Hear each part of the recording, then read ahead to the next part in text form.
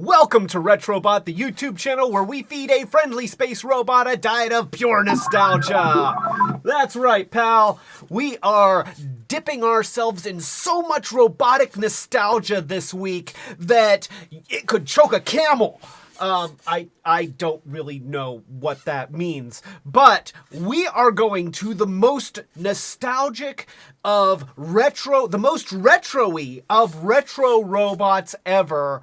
We are talking not about Transformers, not about GoBots. We are talking about Blammo Robo Force. That's right, we've got Maxx Steele Robo Force in the house. Yes, Robo Force. This is the line that was behind its time. Oh gosh, you know, it's a little rough because it came out at a time when robot toys were all the rage, and that's what they were trying to capitalize on, but we'll get into that. Before we go into that, let's do a little bit of show and tell. The first thing that I'm going to show you is new He-Man figures. Bam! And we're going to have to do some short circuits on these because I really want to pull out Anti-Eternia He-Man and compare him to the kit bash that you made. I'm now talking to my wife, who is like just beyond this camera on the other side of many, many screens, nodding at me and listening to audio devices and sending me messages and stuff. She did an amazing Anti-Eternia He-Man kit bash. I thought it looked fantastic. So I really want to see how this compares to her version. That's going to be very cool. And then we've also got a Horde soldier, and that's always good. You know, when you can have the nameless drones that your heroes get to beat up, then that's important. And so it's good to have these. I kind of wish they came in 3-packs, you know, because, yeah, you know, you don't want He-Man to just go up against one Horde soldier or She-Ra to kick the crap out of one Horde guy. You want to see them take down 4 of them at the same time. Yeah, you know what? You are quite astute, Retrobot. Isn't he quite astute? So, yeah, we got that. I also, this week, I got another guy here. I got Iguanus. We've got Skywarp riding Iguanus right now. So this is Core Class Iguanus, and he turns into a motorcycle, and then his robot mode looks like his Gen 1 Pretender shell. So we're gonna do a short circuits on that one coming up soon-ish. We got a bunch of short circuits already in the hopper, so you know we're cycling through, but we'll try and get it up soon. But yeah, I want to talk about this because I have feelings about this toy. I have many feelings about this toy, and I'm looking forward to sharing them with you. So that's Iguanus, and he's. Spoiler alert, he's pretty cool. He's pretty cool. Anyway, so we got that, and then we've also got, so Monica, in preparation of this video, we had all of these Robo Force guys. And the Robo Force toys and characters have stickers. You know, they have stickers here, they have stickers on the chest. And of course, we know that when you have toys that have 40-year-old stickers on them, usually those stickers don't look very nice after 40 years. Yeah, thank you. So, yeah, I mean, you know, watch your mouth. I mean, you know, this is a family stream. We don't want to get censored. Okay, thank you. He doesn't actually have a mouth, but I haven't told him that yet.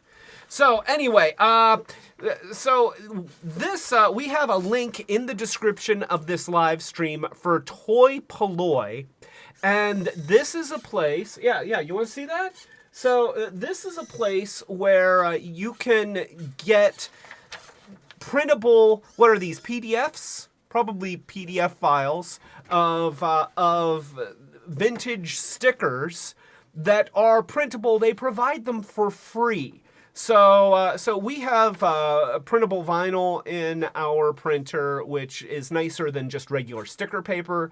And so, Monica was able to print these things out, and then you use a hobby knife very carefully, and then you've got new stickers for your 40-year-old toys. And it really does do an amazing job of making these things look so much better. It just brings them to life. So that's a really nice thing. And it's really cool that they provide these they're just there. You just download them. That's it. You don't pay. It's like watching YouTube. It's free. Except, there's ads. I don't know if Toy-Polloi has ads. YouTube has ads. Anyway, so that's pretty cool. And also, do you like buttons? Do you like buttons? I like buttons. We have buttons. So now, admittedly, these are the same buttons that I showed last time. I'm just gonna say that. If you like buttons, and you then join our Patreon, and we've got buttons, and then you can have buttons, and you can also get access to exclusive content like our Patreon streams and our Discord and stuff like that. It's really, it's because we're a small channel. We're trying to grow, and it really, really helps us out. That's right. Yeah, because Retrobot was just pointing out that I keep buying electronic stuff, and in the effort of making these live streams and the videos look nicer and sound nicer. And so yeah, that's the thing. And we have a Patreon. And that being said, if only if you are in a position and comfortable with helping. If not, we really appreciate you being here and joining the chat and commenting on videos. Everything helps. So thank you so much. All right. So that being, what? Gosh. Okay. We'll get to that. All right. Gosh, he's like my mom, except my mom wasn't that pushy. So, he wants a button. I didn't know that. Well, okay. Well, I kind of feel like you probably want this one. Yeah, that one. Okay.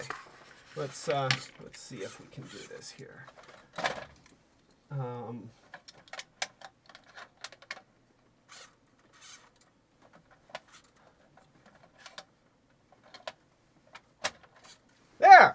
There you go. I'm sorry.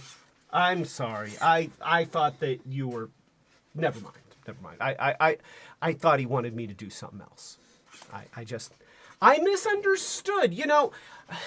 The context of your okay, it can mean a number of different things, and sometimes it's a little bit subjective. So keep your bow tie on. Gosh, I thought that he wanted me to get to the toast, because we need to get to the toast. And that's what we're going to do right now. We are going to toast the people in chat, because we have some amazing people in chat. And I have to throw out some thank yous, because I did a secret test stream that was not at all public, except that I had made it public. And so thanks, Joy and Ty Guy, for jumping on that stream and letting me know, for one thing, it was indeed public, and also helping me get the sound and video settings perfecto. So, all right, with the thank yous out of the way, we've got Retrobot Cane Sugar Soda, which is not a real product. So, a toast to Dawn. A toast to Rob S. You like this song, right? I have to imagine that you do. A toast to Tie Guy. A toast to Joy. A toast to the one nice guy. A toast to Nathan, Connie, Lyric, Cadence, Cinder, and Ella. That's, and then that's, and then that's, and then that's, and then that's, and that's a lot. And a toast to Colleen.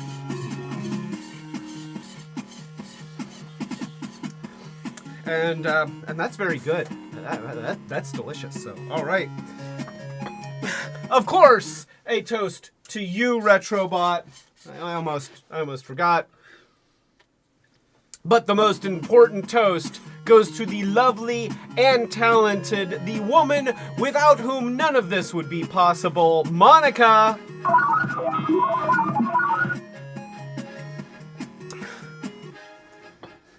It's called knowing which side of your bread is buttered on or something. I don't know. But anyway, so all right. So Maxx Steele Robo Force. Here we go. We've got Maxx Steele, and this is Max, by the way. You can tell because it says Max on his chest. And so Maxx Steele Robo Force is a line. Whoops, there. It is a line of kind of chunky-looking retro-style robots that were released in 1984 by the toy company Ideal. So Robo Force was like I was starting to say earlier, it was a toy line designed to take advantage of the surge in popularity of robot toys. But at the same time, the popularity of robot toys meant things like GoBots and Transformers. And once GoBots and Transformers and Voltron came out,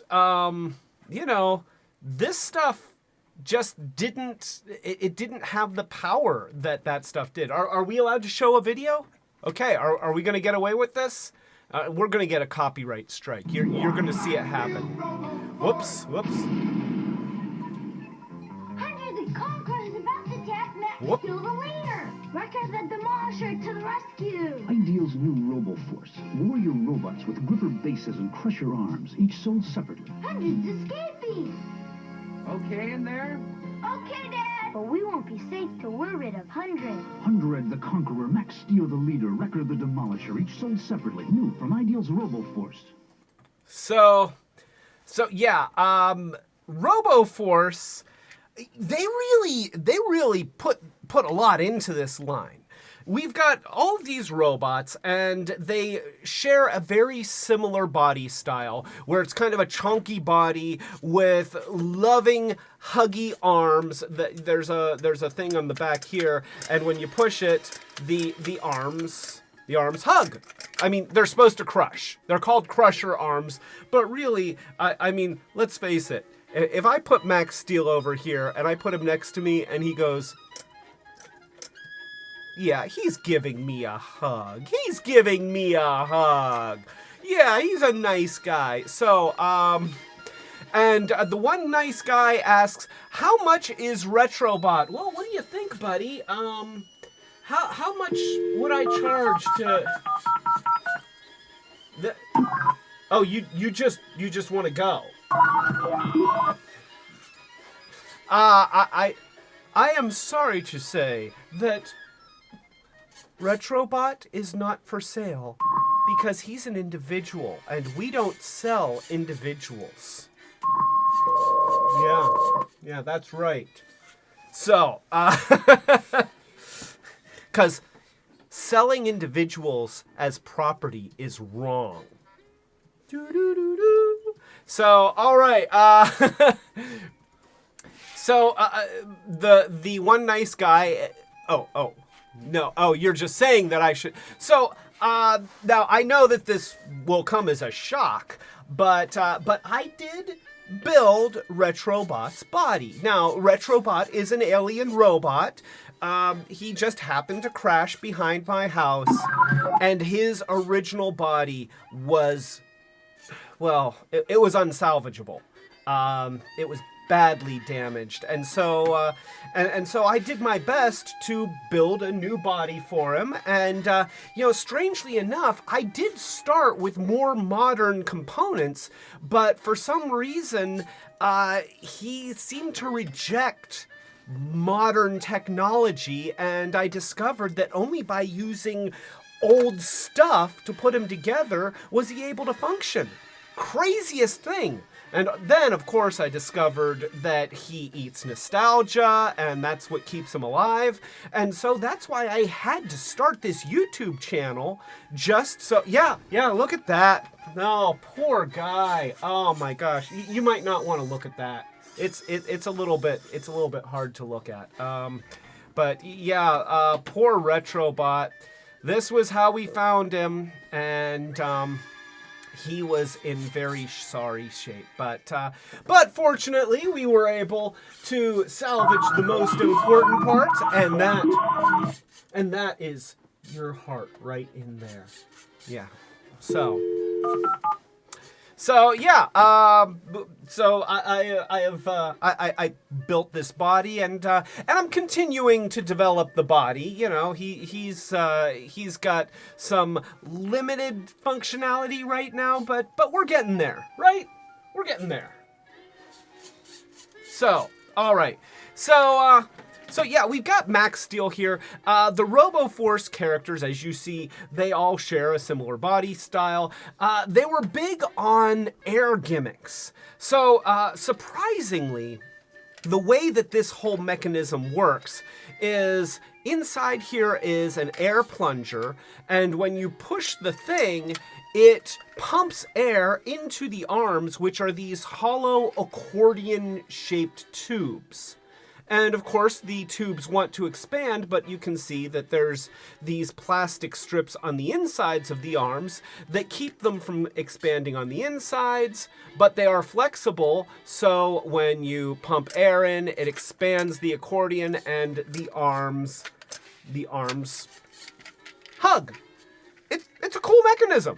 I mean, I'm not sure if it's the simplest solution to making a robot that kind of grips, but it is an interesting solution. And of course, they all have suction cups on the base, which is important. So if you have a smooth surface nearby, there we go. And so it's very smooth. I know. Yeah, let's get that on there. Yeah, okay. So now, Maxx Steele Robo Corn. What has 2 thumbs and a robot unicorn head? Robocorn! I don't think that's how this joke works, but yeah, I'm kind of interested to see just how long this thing is going to stick there. It's on there now. But I did wrinkle my forehead. I think it's going to come off anytime now. Nope. All right, so Ideal was responsible for actually a good number of recognizable toy brands. And let's go ahead and let's show that. So I don't know if anybody remembers the Crossfire game. I remember this being advertised, but I didn't know any kids that had it. It was essentially a game where you shoot marbles at each other, and oh, there it came off. That's good. You shoot marbles, and I think that you're essentially it's essentially like hockey, except shooting marbles at a puck. But that looks fun. I would play that game. That'd be cool. Let's see. We've also got Betsy Wetsy, the doll that wets itself. That is... It's Betsy Wetsy. She pees. Her gimmick is that she pees. It's sort of like giving your kids a puppy. Except that you can't train the doll not to pee. It's just gonna pee. Yeah, that's kind of a gross gimmick. At least they didn't have something in there that would color the water yellow. I appreciate that, at least. We, of course, had the Evil Knievel chopper, and I had it wasn't like this, because that Evil Knievel doll looks kind of like Amigo, and I had one that I believe was made by Tyco, using a very, very similar mechanism. You know, it had that flywheel motorcycle, except that there was just a pull cord to make it go real fast, and then it had a track and a ramp, and it would do wheelies, and it was very, very cool. Then we have Gaylord the Walking Basset Hound. And I do remember seeing those when I was a kid. I don't know that any of the ones I saw would climb or bark, and the bones were always gone. But I do remember seeing them usually in piles of toys at like if you went to a hospital waiting room or something, then there was always a Gaylord mixed in with the dolls that had no dresses and stuff like that. So, and then of course you might remember this one, the Rubik's Cube. Yeah, Ideal was responsible for the Rubik's Cube. A toy that arguably is even more popular now than it was way back then. And so for those of you who have been watching this channel, you know that I recently was taught by Nathan Fillion, if he's still here. Thank you, Nathan Fillion, for teaching me how to solve a Rubik's Cube. And it's actually amazing to me that that it works, but it does work. I have a video on it. It's like 20 minutes, and you watch the video and follow those steps and you'll know how to solve a Rubik's Cube, that's pretty cool. I didn't invent it, and wow, look, there's a suction cup circle on my head. So yeah, we'll try and try and turn that into a full-size sucker bite by the end of this episode. Yeah, that'll be good. So maybe, I wonder if Maxx Steele...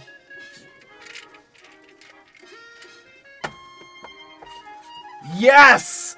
It's like Robotception!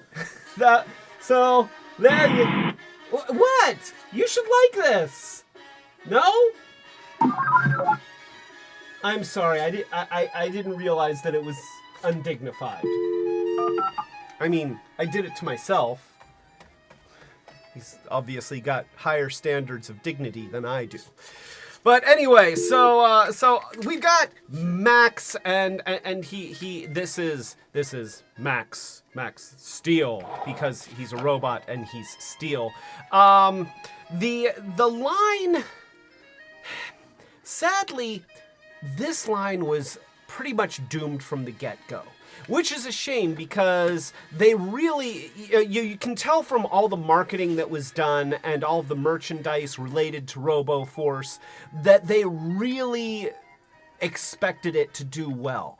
But unfortunately, once things like GoBots and Transformers started hitting the store shelves, I mean, this is what robots of the future looked like in the 60s. By the 80s, this is just what robots kind of looked like. Rob says, I don't know if we're ready for giant forehead hickey Clay.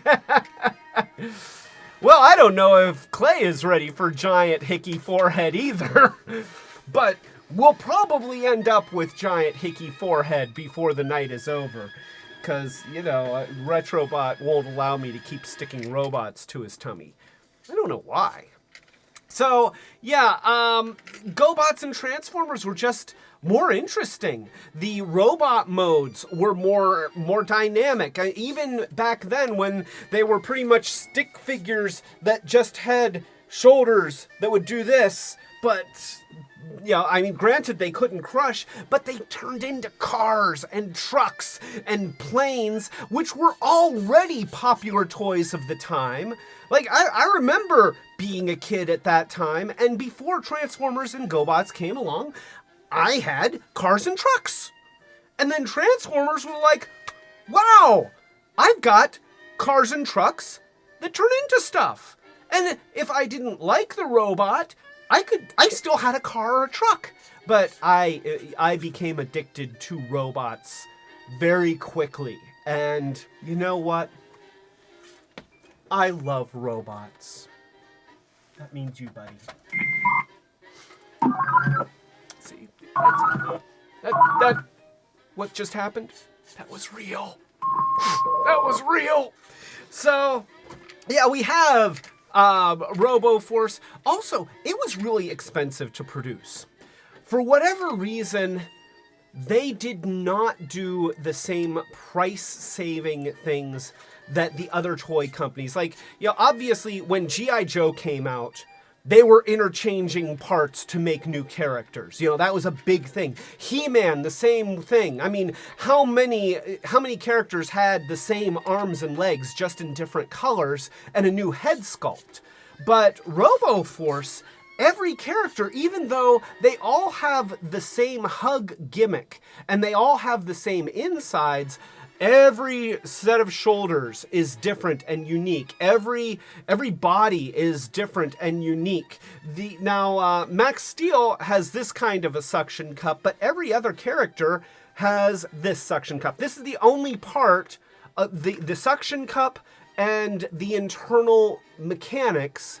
Those are the only things that got reused. Everything else was custom molded. And, I have to say that maybe it might have helped out if they, honestly, if I took a pair of arms like this and painted them yellow, would they be that much different than Steelers fan guy here? I mean, his name is Wrecker, but doesn't he look like a Steelers fan? I'm in Pittsburgh. If I don't recognize a Steelers fan when I see it, then I might get killed. So yeah, the Wrecker is definitely a Steelers fan, and now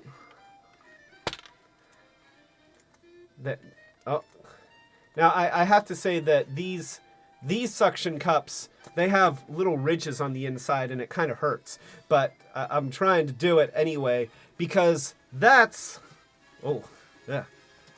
is my dedication to quality in this live stream, and it's. There. Can't. So, he does. So, Ty Guy said Wrecker looks a little bit like a Lego minifig. And yeah, he does. The yellow face, the beady eyes. I mean, yeah, he is. I could easily see. In fact, probably after this live stream, I may have to create a Wrecker minifig just because. You get the spaceman helmet.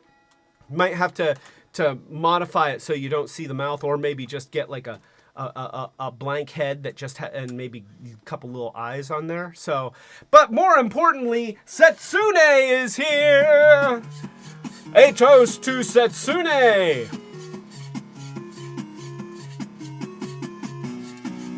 Welcome, Setsune.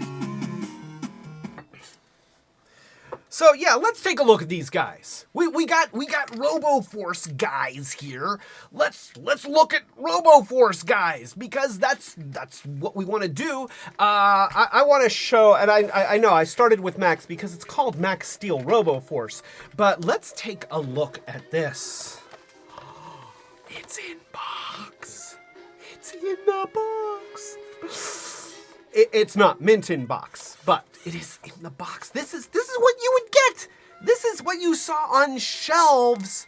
This bright, colorful, pretty large, chunky box. Yeah, and it shows the guy hanging upside down, and it shows that he's got lasers, and it shows that there's other characters for him to fight. So that's pretty cool. And then it shows the powerful crushing arms. Are they powerful crushing arms? let's see. Oh, wait, here. Let me do that. Yeah, they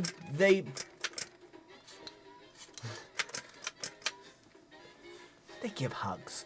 So, and then we've got gripper suction base, attaches to any smooth surface or picks up smooth, flat objects. So if Maxx Steele wants to pick up a cookie sheet and drop it on enemy, that's a real name, by the way. I'm not making that up.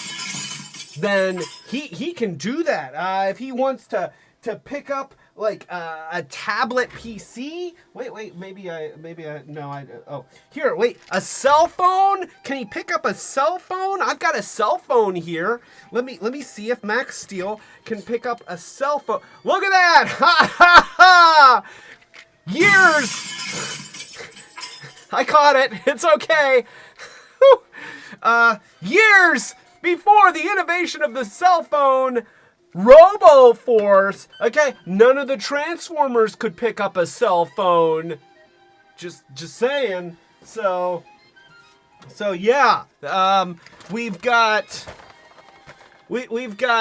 So this side is more about the very specific features of Sentinel here. He's got a pop-up laser weapon and laser hand weapon, and there's like arrows around his suction cup. Joy asks, did these toys come with a mini comic?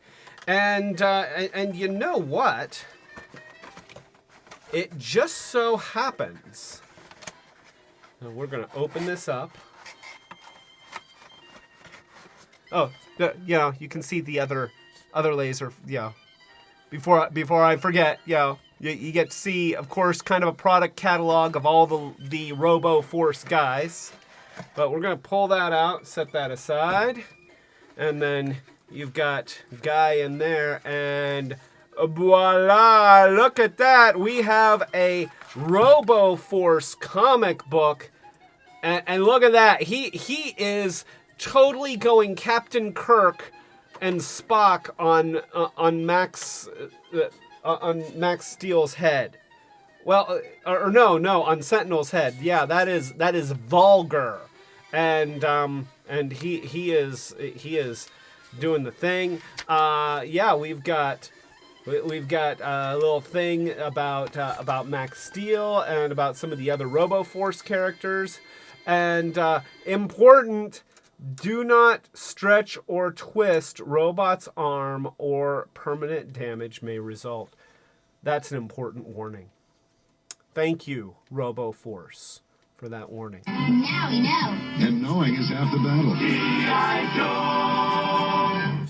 So, all right, let's move along. We have an exciting story about the adamantium heart. Are they allowed to use adamantium?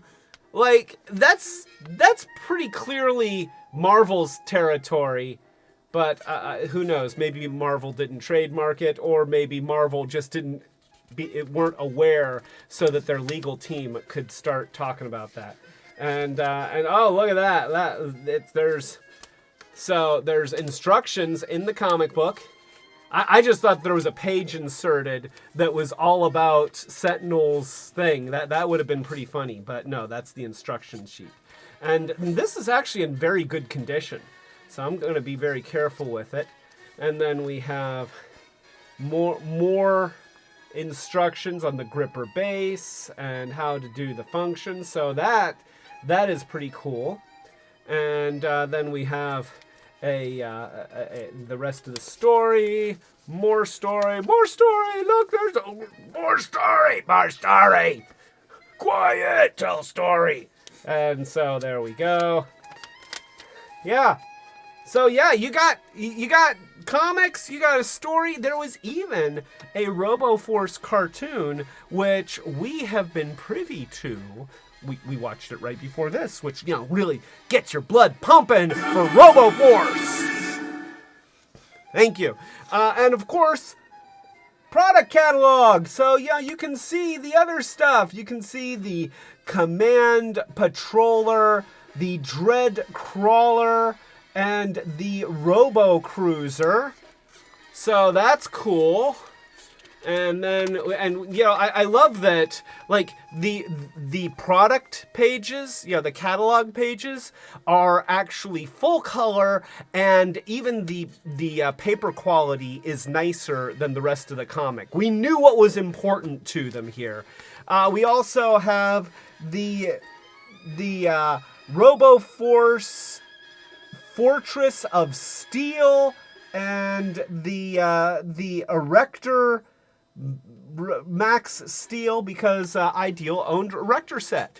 So, you know, they're going to make a Maxx Steele Erector set. You know what? I would love to have a Maxx Steele Erector set. That would be cool.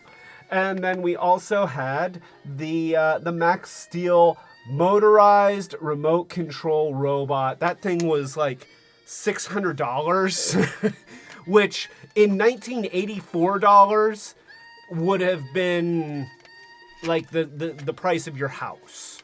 So, you know, you could buy a house for $600 in 1984. That's not true. I made that up. And then we had Robo Force cards and games, and I mean everything. And oh wait, here you go. Get tomorrow's robot today. So that's the program. That's the $600 one.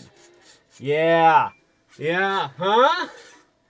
So, you know, I feel like there's a little bit of common ancestry here. What do you think? You're right. You are way better. Like you have separate arms. And look at how well articulated that is. Yeah. And you've got a waist. Like, you can do the twist. Yeah. Look at that. All right. Come on, baby. Let's do that twist. Bop, bop. Yeah, so... so, yeah, I feel like you already kind of outdo the Maxx Steele that would have cost, like, more money than my dad's car when I was growing up. So, yeah, there we go. It's cool, though. You know,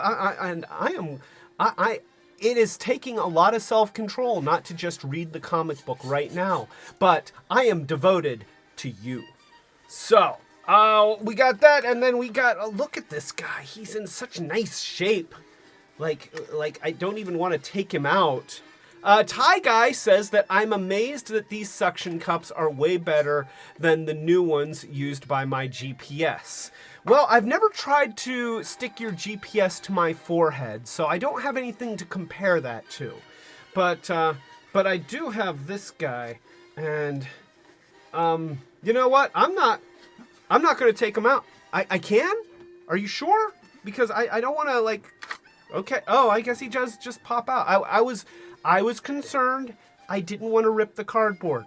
So yeah, there we go. This is Sentinel. Look at Sentinel. In fact, let's clear a little bit of space. I got so much Robo Force here.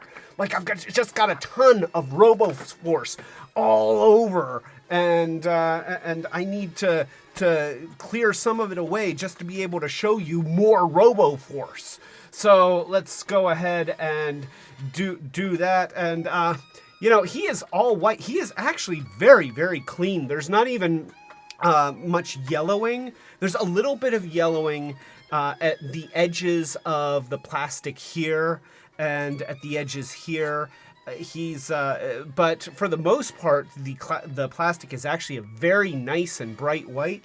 So much so, I think I'm going to turn down the exposure on the camera so that you can see the details just a little bit better. It's going to make it a little darker, but I want you to be able to see the molding because they did mold unique shapes into all of these. You know, every one of these has a unique body, but But yeah, he's got the robot-y looking vents and things on the back here that are very cool looking, and he's got his flip up panel here, which I think that you flip up here. Let's do that. So there you go, and now I think that there's supposed to be more gun than what we're seeing, and I'll turn that back up. So there we go. That's and of course he's got a very nice sticker. Is that a new sticker or the original sticker? The original. Okay, so, you know, still got the original sticker, and he's got stickers for eyes. I feel like there's supposed to be a little bit more gun here. There seems to be just a nub. No? That's it. Huh. That's, you know, that, okay, well, you know, it's funny where they put their resources. So what's funny is it's supposed to be yellow, but for some reason he has a red version. Maybe he's worth lots and lots of money because he has I don't know. Yeah, I like that they've got the black here and then the gray here. That looks very nice.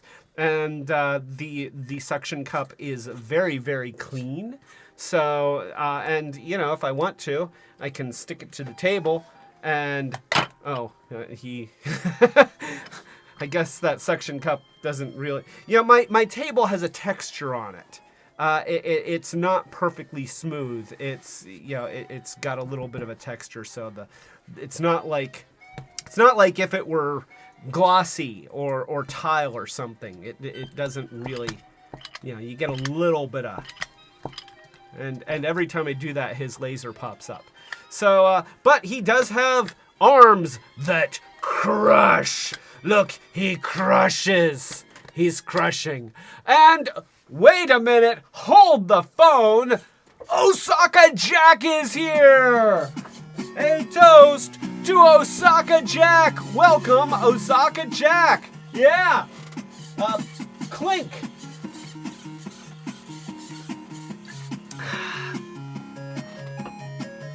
So we are just talking some Robo Force because Robo Force, the ultimate retro robot. And Osaka Jack says Sentinel is white, yellow, and black. He's a Pens fan. Go Pens. And you know what? So we've got a Steelers fan here. We've got a Pens fan here. Is anyone a Pirates fan? No one's a Pirates fan, sadly.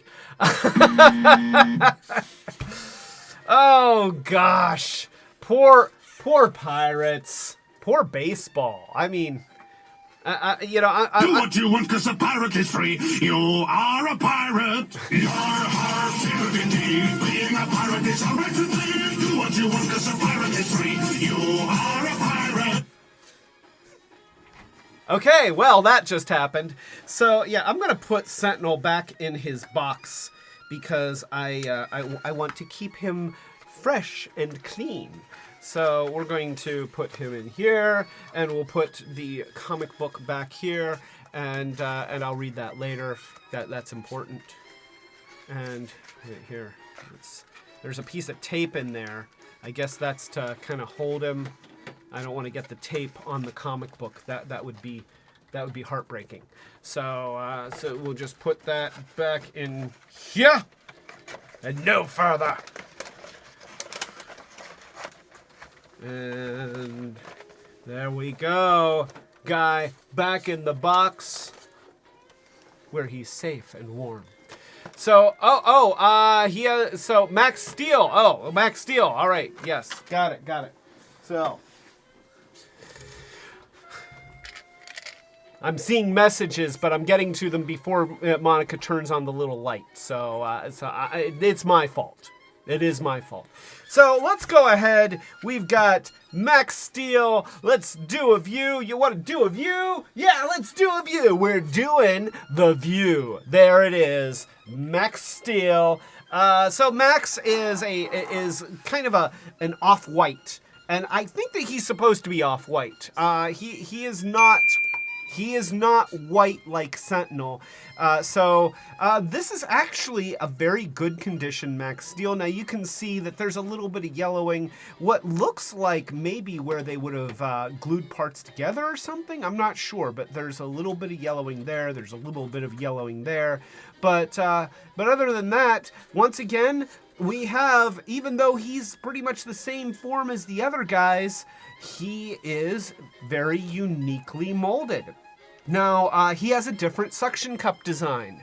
And that's interesting. I'm wondering if this was an earlier design than the others, or if it's just because since he is the titular character, they decided to give him a more unique look. But he does have huggy arms, and you know, one arm is a little bit more huggy than the other, but still he's got his huggy arms. The heads don't move. The head, you know, really you get huggy arms that can move up and down, which it is nice that they can move up and down. And of course, in 1984, most robot toys only had arms that could move up and down. You know, they weren't really known for their articulation.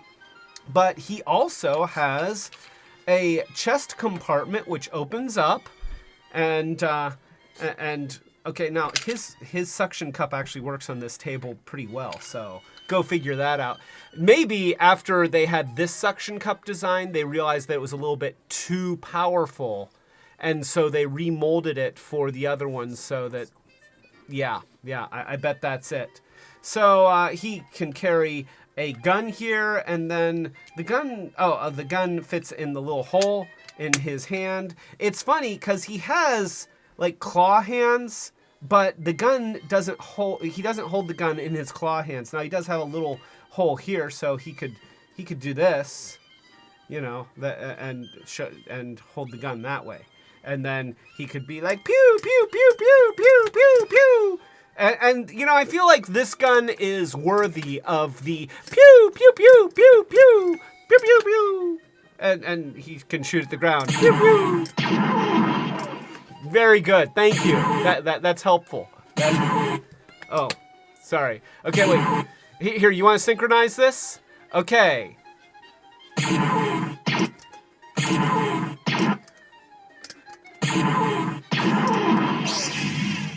Okay, there we go. So yeah, he's so I imagine this is a new sticker. Roger. Yeah, new sticker. Looks good. Yeah, the color's nice. It printed nice.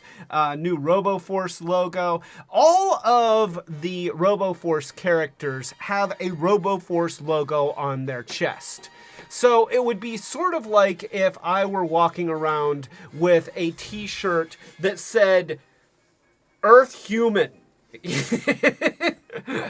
And then they also have the name of the character usually on the bottom, but Maxx Steele is special. He has Max on the front. So if I had a shirt that said, you know, Earth Human, and then it said Clay under here, then that's what we would do. Maybe we need to have like a shirt in our T public site that's done with the Robo Force logo, except it says Earth Human.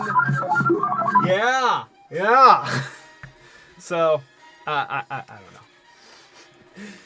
I might be the only person to buy that shirt, but you know, I still would buy it, and I'd get a little bit of a discount. So you know.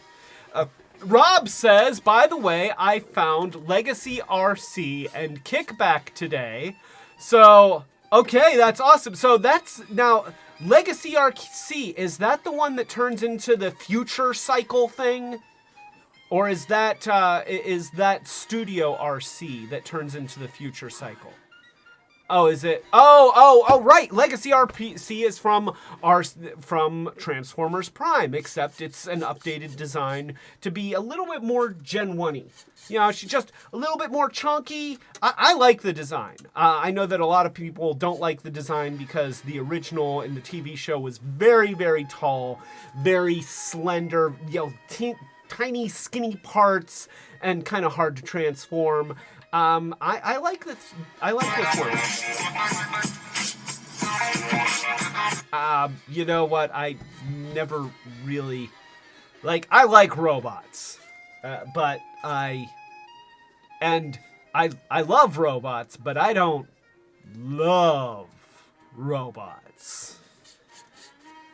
For those of you who do, that's fine. What happens between you and your robot in the privacy of your home is your business. As long as it's consensual. Yeah, not talking about... So, anyway, we've got Maxx Steele. He carries a gun. His gimmick is that he carries a gun. And see, I think that's one of the things that hurts this line. It's like, okay, Maxx Steele, his gimmick is that his chest opens and you can put a gun inside. Well, every Transformer came with a gun, except for the really little ones.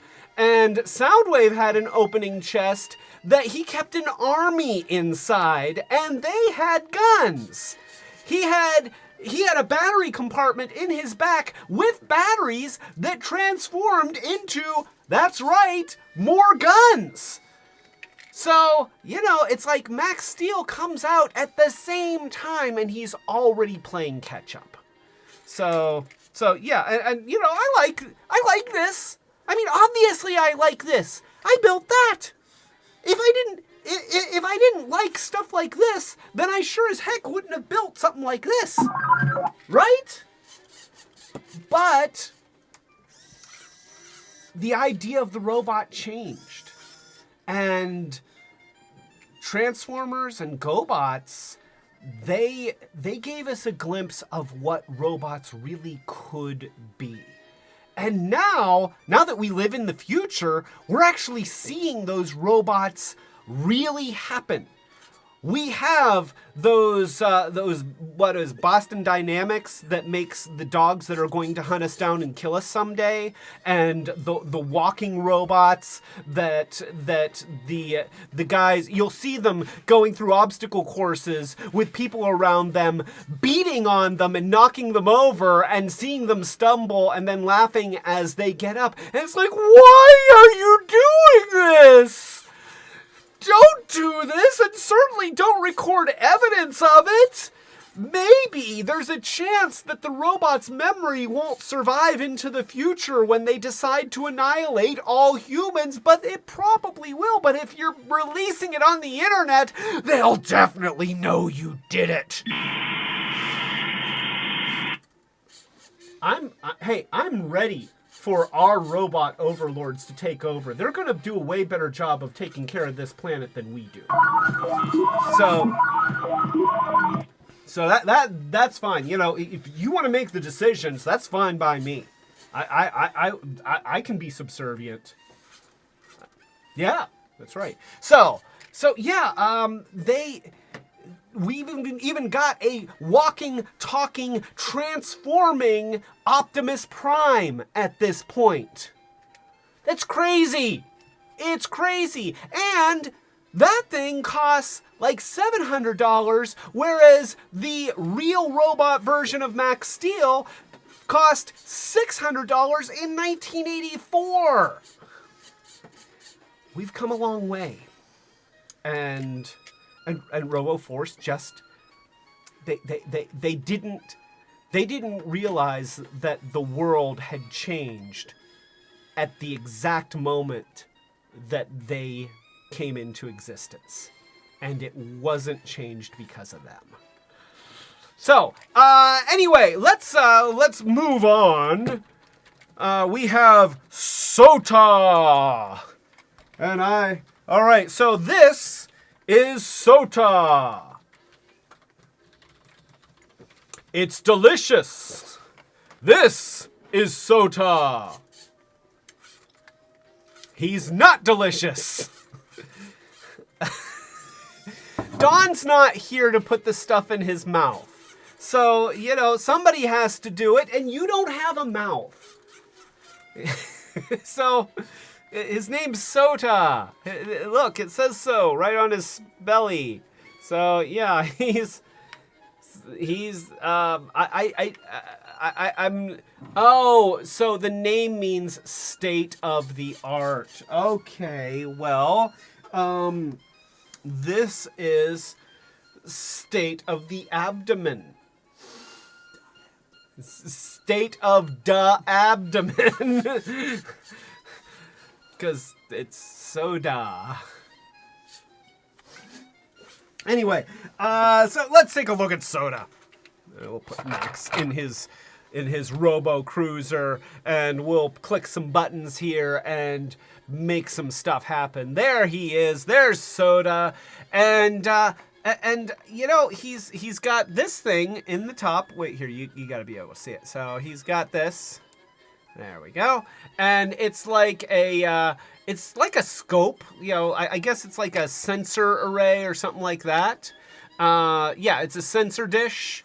I guess it's sort of like the deflector dish on the Enterprise. There we go. So we got it to go up there, and now he can detect everything. He has very, very sensitive sensors. And so Osaka Jack says Sota, S-O-U-T-A, is a common Japanese boy's name. It means suddenly. So, suddenly, Robo Force won't make the money it's supposed to be. But now they've got robots for you and me that turn into stuff that this can't be. Thank you. I'll be here all night. So there we go. It's suddenly soda, and I'm a little bit confused by the design here. Are these his eyes? I guess these are the eyes. And you know, I'm okay with that. It's just that they're a little bit low. Or is this visor his eyes? And you know, and then he looks sort of like a Mandalorian. So maybe he's. This is the way. This is the way. This is the way.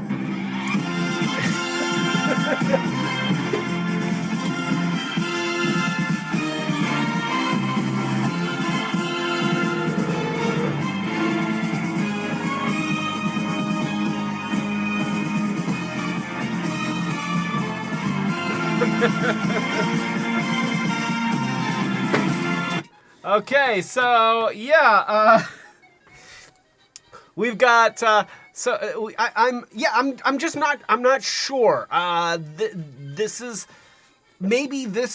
the face or the visor. Maybe these are the eyeball. I guess you know what, you can decide what it is. You can, yeah. I mean, he's neat looking. He in a very retro robot kind of way. His shoulders are washed out just a little bit, so let's turn that down a notch. Yeah, there you go. So once again, uniquely molded shoulders. And it's like, you know, is he all that different? I mean, I understand that the body's different because they have to accommodate for the sensor array in his head, but he's got different claw hands. He's got different stuff. Same suction cup, and then some Robo Force stickers, and this one looks nice. It looks very nice. I mean, the thing is that I feel like Robo Force is very, very collectible. These just kind of scream, hey, you know, but I want a dozen of these. And fortunately, I have a dozen of them. So, you know, I can see all the different colors and all the different variations. I mean, I feel like there's sort of a Mighty Mugs appeal to these guys that would potentially do well as long as the price point was okay. But I think that they were a little bit pricey for the time. Of course, he does have his huggy arms. So wait, you want a hug? You want a hug? Oh, look at that. he can give me a hug. He can wait here. He can pat my face. There he goes. Look at that. He hugs my face. Oh, you're so sweet, Soda. You're sweet. And what's most important is that Christopher Remley arrived here just in time to see me get a hug from a Robo Force guy. A toast to Christopher Remley.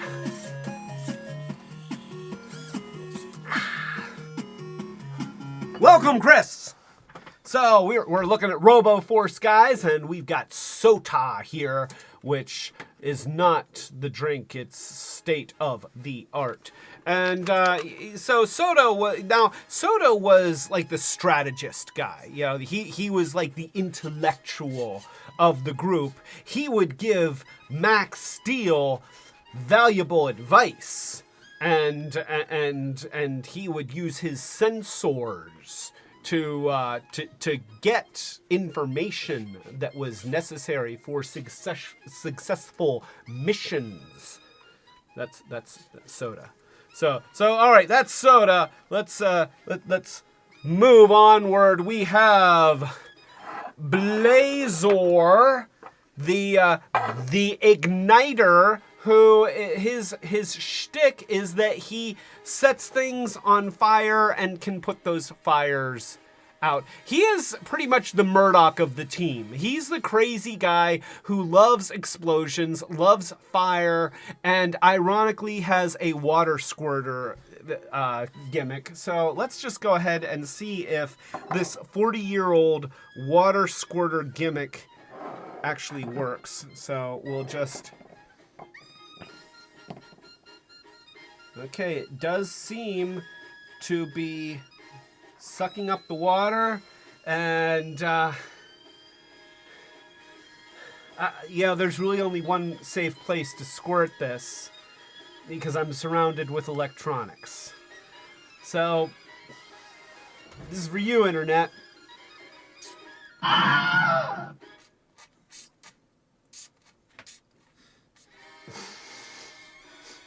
Well, there we go.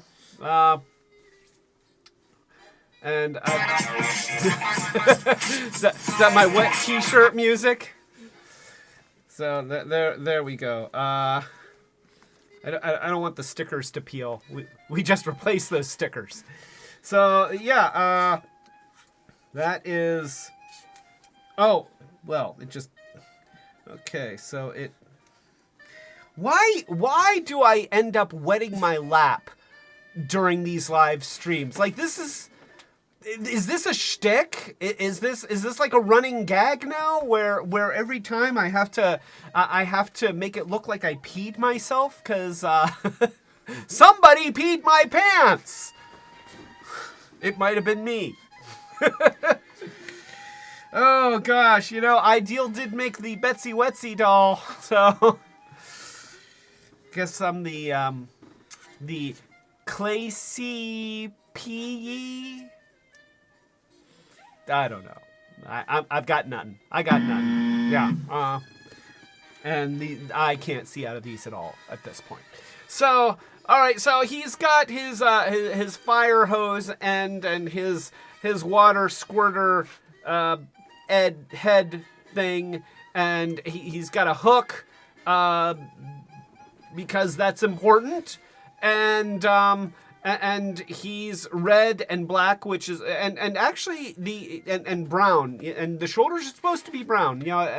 Earlier when Monica and I were looking at this guy, I wasn't sure if this was yellowed with age, but it really hasn't. It's I looked up other pictures, and that's how he's supposed to look. So a lot of these toys have held up very well over the years, despite the fact that there's lots of rubber and flexible parts that traditionally with toys tend to kind of dry rot and crumble and become brittle after they've been 40 years old or so. So that's actually very cool. Let's put him back down here because I don't think that you really got a chance to appreciate all that Blazor had to offer. Now, Blazer is not wearing a blazer, and he's not smoking marijuana. It's Blaze. It's Blaze. So, let's go ahead and turn the brightness back up a notch, because I think that this guy is dark enough that you can see the details. There's not really a lot of details molded into these guys. Yeah, this is well before the age of where we are now, where you can have these intricate textures that are computer milled into stuff. These things were a little bit more basic, but they still got like little rivets all around, and he's got like his little voice box thing, and I'm pretty sure that these are eyes. They're Kermit the Frog eyes, which is, I've got questions. It's not easy being red, having a water squirter on my head. That's all the farther I'm gonna go. That's the success. So points of articulation. We've got shoulder articulation. We of course have. Thank you. We've got Huggy. We've got a nozzle that's still it's still peeing on the table. That's good. In the cartoon, whenever they would talk, there would be lights on their chest that would kind of move around and be different colors and stuff, sort of like Knight Rider or Kit. But more importantly, the Machiavellic is here. A toast to the Machiavellic. Welcome, Machiavellic.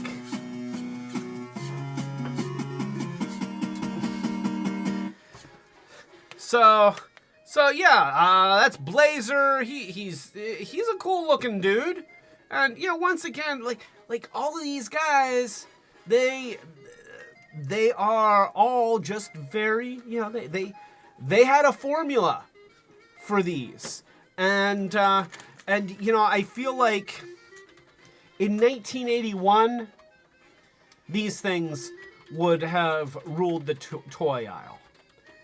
Well, okay, there was Star Wars at that time, but but I could see Robo Force and R2-D2 hanging out and being like, "Hey, look, I'm Blazer," and R2-D2 would be like, "Beep beep beep beep beep beep beep," and he'd be like, "Oh, that's so funny! I thought the same thing," and that's because that's how you talk to R2-D2. He makes noises, and then you pretend like you understand them. Oh, that's so funny. I mean, how ridiculous is that, huh? Exactly what I was saying. Thank you. See what I did there? That's a good joke. What? No, I understood you. So, while I'm talking to you, I'm also wiping up the water that's on my keyboard. So there's a little bit of multitasking going on here, just off camera. But boy, it really just kind of went down into everything, didn't it? I guess I should have aimed more for my crotch. I only tangentially wet my own crotch. I should have, I'll do better next time. So, all right, let us move on to Wrecker. We've got Wrecker, the Pittsburgh Steelers fan himself. Field goal! Look, he can do field goal. He's like made for field goal. And he might be a Lego fan, but he's definitely a Pittsburgh Steelers fan. Let's go ahead and take a look. So this is Wrecker, and he is sporting the black and gold. And he's mostly black, but also gold. And he can go goal. And that's what you got with Wrecker. Once again, we got a suction cup that does not work quite as well as Maxx Steele's. This one has a little bit of a notch. Yeah, you can see that's not as suctiony as it would be if it were new. But yeah, what do you expect? This toy is 40 years old. So yeah, he is Wrecker the Demolisher. As a civilian, he was a construction worker and Maxx Steele's best buddy. Now, I just watched the TV show, and Fury, Nick Fury, the son of Dr. Fury. What was that? the son of Dr. Fury, what was his name? The human character. Mark Fury. Okay, yeah, Nick Fury is his brother. With, maybe different moms, same dad. I don't know. But anyway, so Mark Fury said that he built all the robots, but by that bio, it is suggested that Maxx Steele and his other robots were once human. So and Monica is sending me a quote. I only tangentially wet my own crotch. Clay Carlino, 2022.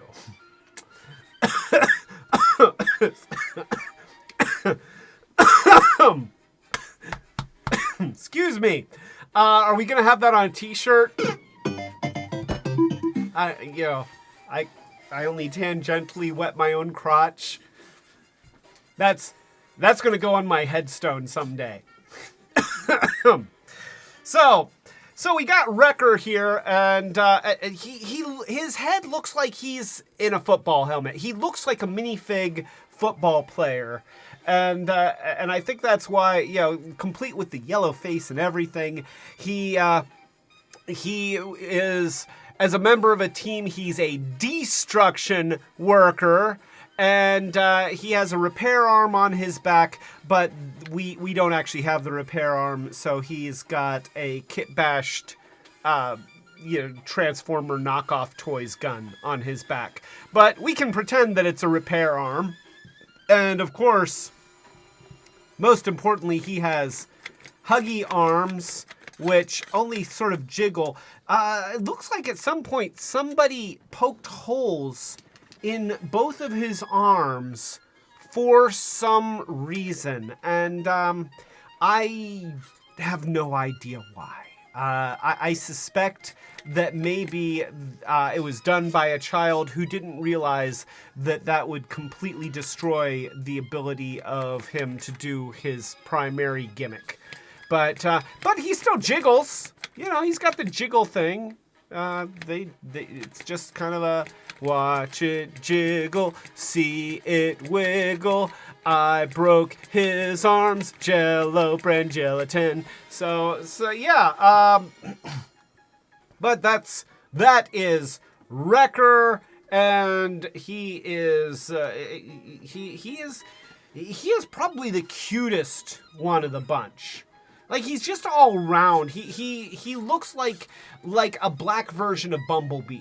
Yeah, he got rounded shoulders, a rounded dome head, beady little eyes. He's just a cute little... And oh, if only he could hug you. If only he could hug you. But he can't because we poked holes in his arms. Yes, we completely destroyed his hugging feature. It's like when you declaw a cat. Don't declaw your cats. When I was a kid, I didn't know that you were pretty much just tearing off the end joint of their fingers. That's not cool. So don't poke holes in your Robo Force's hose arms, and don't declaw your cat, because both are just mean. And we do not promote mean here. We promote nice. Yes, thank you.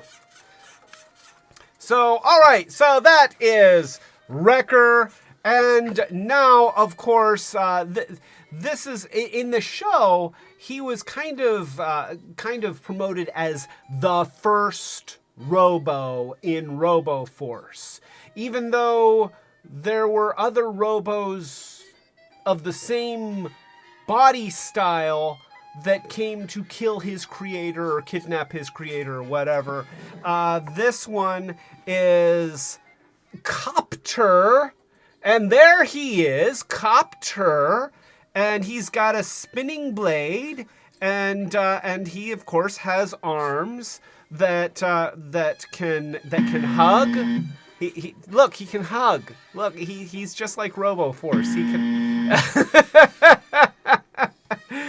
Okay. So that is GoBots Copter. This is Robo Force Coptor. So yeah, look at that. And his gimmick is that he has a propeller on his head, which presumably would enable him to fly, even though all the other Robo Force robots could fly.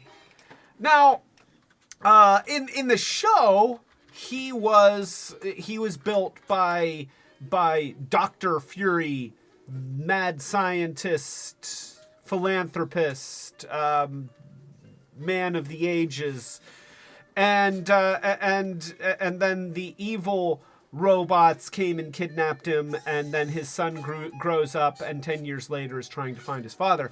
So, maybe since this was the first one that the Doctor built, he needed a propeller to give him the mobility to be able to fly well. He hadn't perfected the whole levitating jet engine thing, so it was like a hybrid. Sure. But as a toy designer, and if you're making your toy line with a narrative, and all of your toys have the same basic feature of the base is supposed to be a thruster that allows them to fly around, then I'm not sure I understand from a narrative standpoint why you would choose to make one of your characters, other than the simplicity of just adding a spinner to the head. Is that it? That they're just going for easy? They might have just been going, so yeah.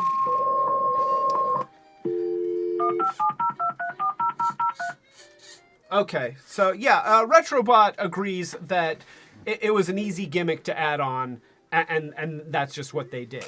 Kind of an underwhelming propeller, admittedly. It's chunky like the rest of it. I mean, honestly, the aerodynamics of this are all wrong if you expect this guy to be lifted by this propeller. That I'm just saying. Oh, Retrobot has Copter too. Yes, and you really like this guy, right? Yeah. So I don't mean to be poo-pooing on him.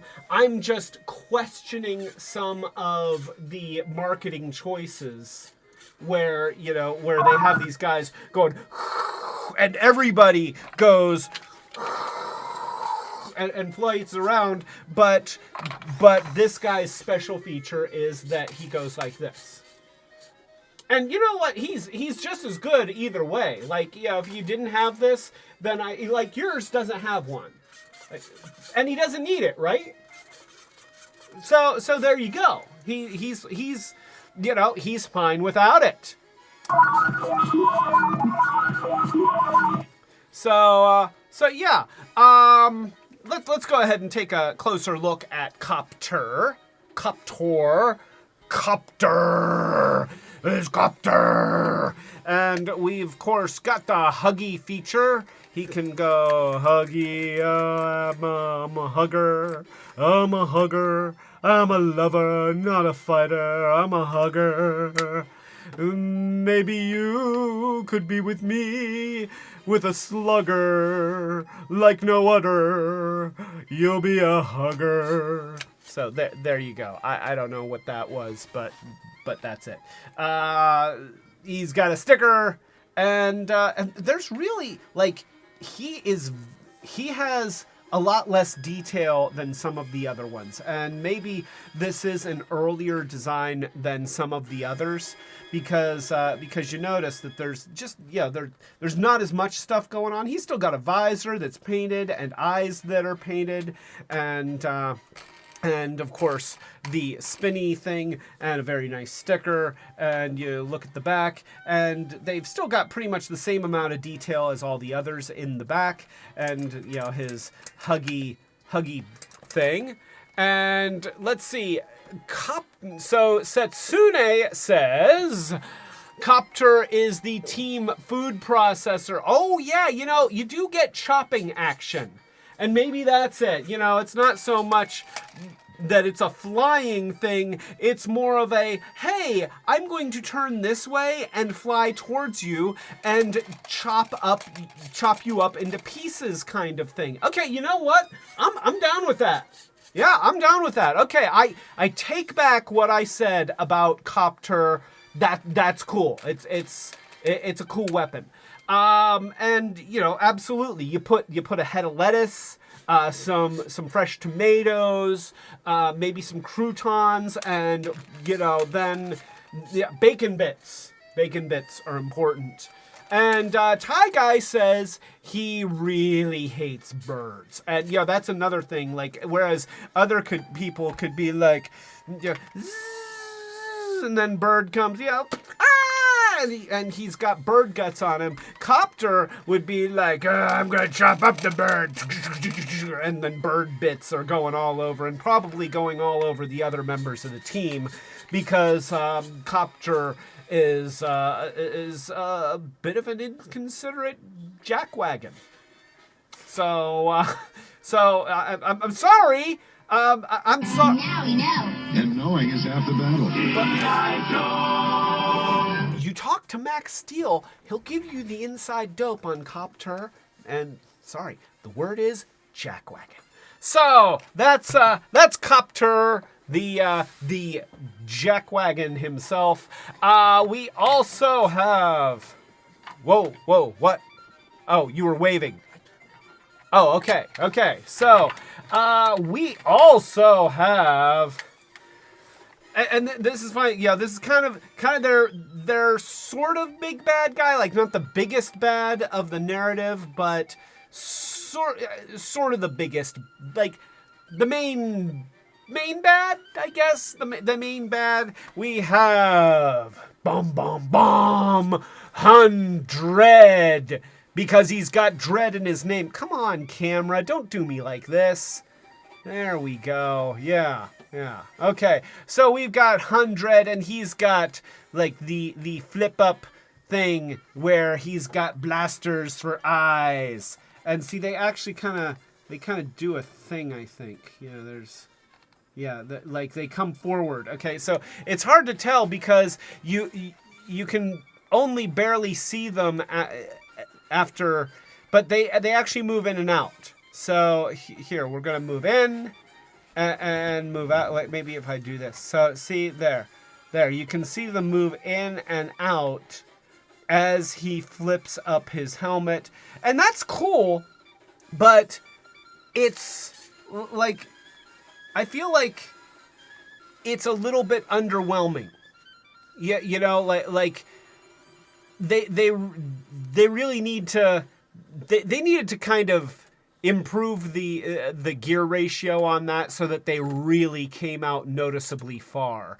Maybe allowing his helmet to tip back further. Probably putting some more teeth in the gear, like a larger diameter gear driving the pinion that's pushing those things in and out. I mean, that's just my thought. Of course, I haven't taken it apart. I don't know how. I'm just guessing. But I feel like because it's already like most of the way open, by the time that they're almost fully forward, you don't even see them moving, and so as a play feature, you don't get to appreciate it. This is a case where a translucent helmet would have gone a long way. to be able to see that, maybe like a smoked acrylic or something like that. Of course, back in 1984, that would have meant a very brittle helmet, and they probably didn't want that. So yeah, it's a cool feature. I like it. And yeah, like you can even feel when you push on the guns, it makes the helmet want to close. It's like, no, it's biting me. Oh, it bit my finger. Oh, it bit my finger. Oh no, it bit my finger. So yeah, it's sort of like an evil metal Pac-Man. But yeah, cool feature, but probably not as cool as it should have been to really capture kids' imagination. His name is Hundred, and again, they used it because it has dread. Like, it's a GoBot name. Honestly, it's kind of a GoBot name. It's like, okay, what about the name Judge Dredd? No, that's taken. Dread Pirate Roberts. No, that's taken. 100? Oh, yeah, that's a great name. And what does that say about him? Well, there's 100 of them, but there's only one of him. Like just, I don't know. Attila the Hun Dread? I don't know. He, of course, hugs, and he hugs nice. Yeah, this one, like, he's got some good hugginess. So, yeah, look at that. Oh my gosh. Yeah, he can grip. He's a gripper, that one. And of course, black, red, and gray is a great color scheme. He actually, like, if he were in dark blue, he would remind me a lot of Emperor Zurg, Buzz Lightyear's enemy. Or Zorg. Was it Zurg or Zorg? Zorg? Because it's been a long time since I've watched Toy Story, but yeah, of course, we've got some detail on the back, robotiness, and that he's got a black base. So notice that the bad guys, they have black suction cups, and the good guys have gray suction cups, except for Maxx Steele, who has a different kind of suction cup. But yeah, so that's the Autobot Decepticon difference right here, is that if you see a retro-looking robot with a black suction cup base, run, because he is no good. He is a no good. Yeah, he is a no good Nick. So more importantly, Grayscale is here. A toast to Grayscale!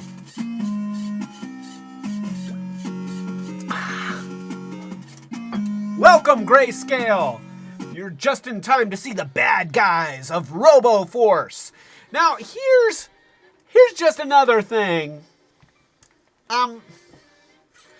And this is something that, as a seasoned toy connoisseur who was raised during the age of toys that tell stories.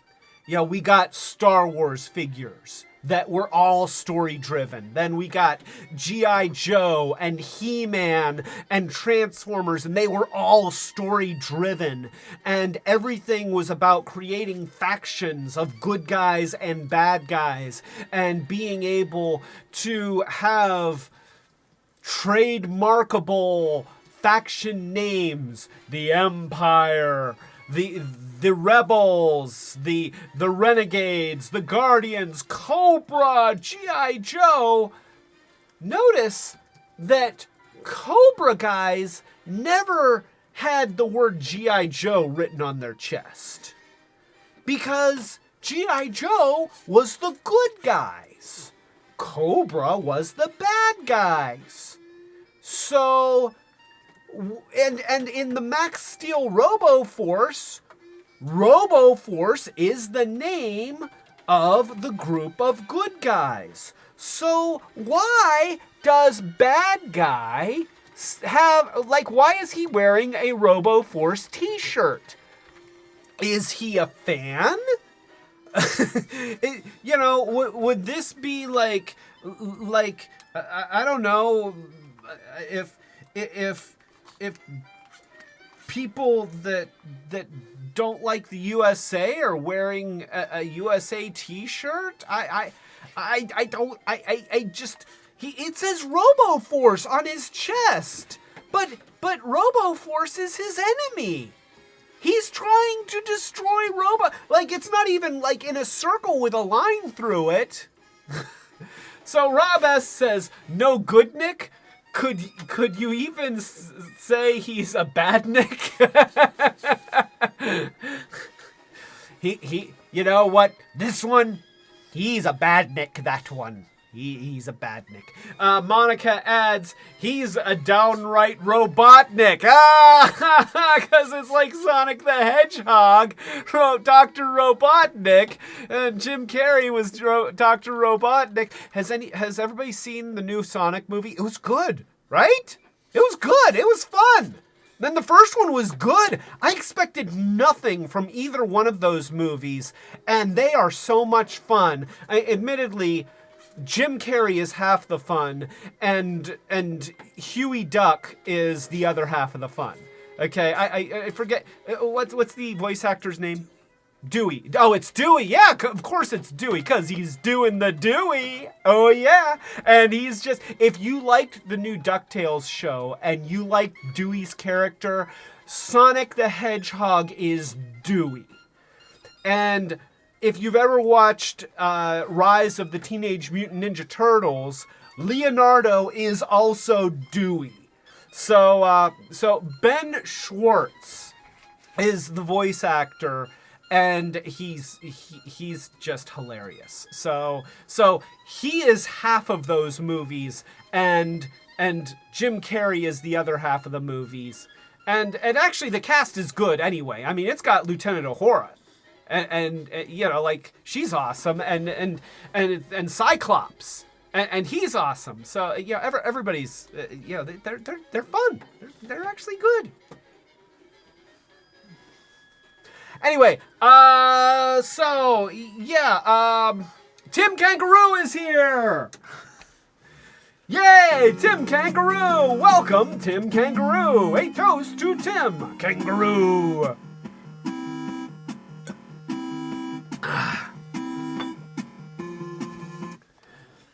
All right, so yeah, I think I've made my point about Hun Dredd, the numerous one. That I guess that's his. I don't know. So we've got Cruel. His name is Cruel. The TM. Can you really TM the word cruel? I mean, it's not even spelled with a K or anything. It's just he's cruel. He's a robot. He's purple and red, which, by the way, looks awesome. Like, this might be my favorite looking guy. He is cool. I love the sort of burgundy arms. I mean, on the black and gray, it works really well. He's got visors here, which, you know, you definitely know where the eyes are on this one. And he's wearing the emblem of his enemy on his chest, and he's got Plinko from Price is Right on his belly, and it says Cruel TM. So now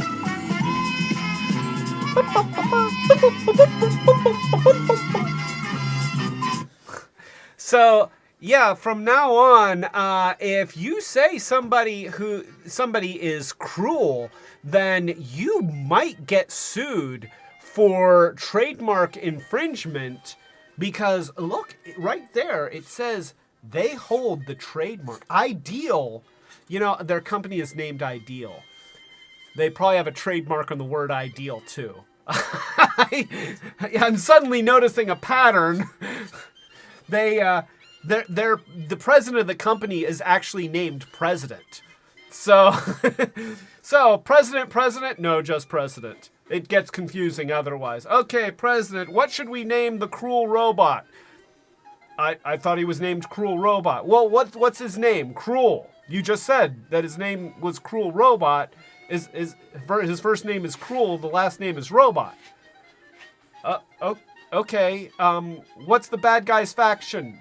Well, it's Robo Force, right? No, those are the good guys. Well, the bad guys are Robo Force too, but they're just bad Robo Force. Sir, that doesn't make any sense. It's just like Star Wars.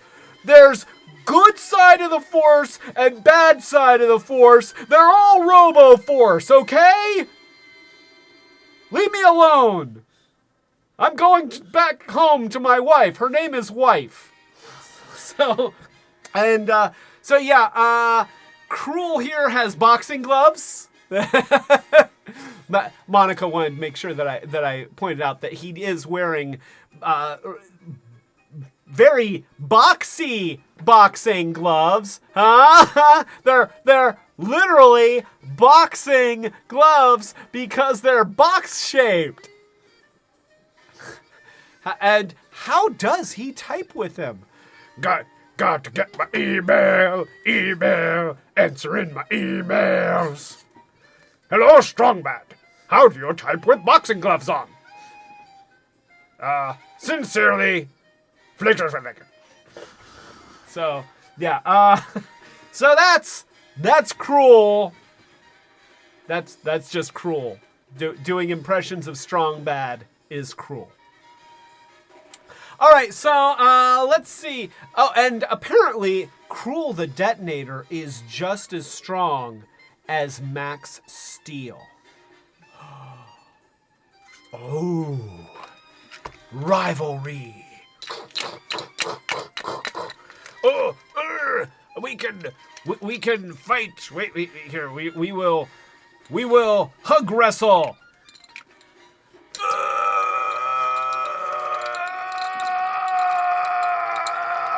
They are so evenly matched.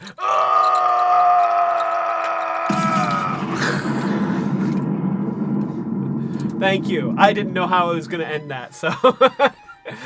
So, let's see. Somehow is both silent, but also has antenna on his head for long-range communications. So he is probably the strongest member of the team and the one who is their communications officer. He's got antenna.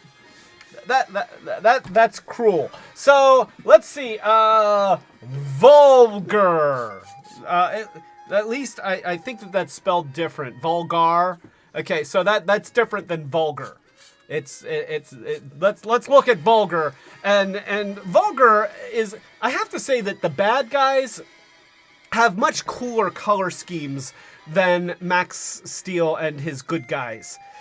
Because you know, like, this guy's got the dark gray, and he's got the burgundy, and then he's got the black base. I mean, yeah, I really like this. He's also got what appear to be bug eyes. Like these, and see, he's got this drill that is apparently on the back of his head, but I feel like it's supposed to be on the front. Yeah, I'm with you, honey. Monica was pointing out that she always thought that the drill was supposed to be like his nose, but apparently it's not his nose. It's on the back of his head. I like him like this because he looks like a big mosquito. Yeah, you know, you'd have Soda just walking around here, and he'd be like, and then Vulgar would be like, oh no, my sensor!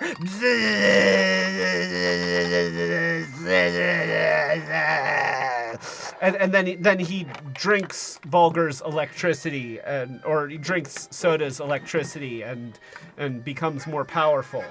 Or maybe he saves that electricity to feed his young when they hatch from eggs.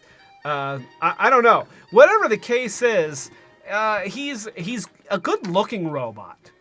And I do kind of like the creepy bug-like eye things, assuming that these are the eyes. I think that they're the eyes, even though they're more on the top of his head than on the side.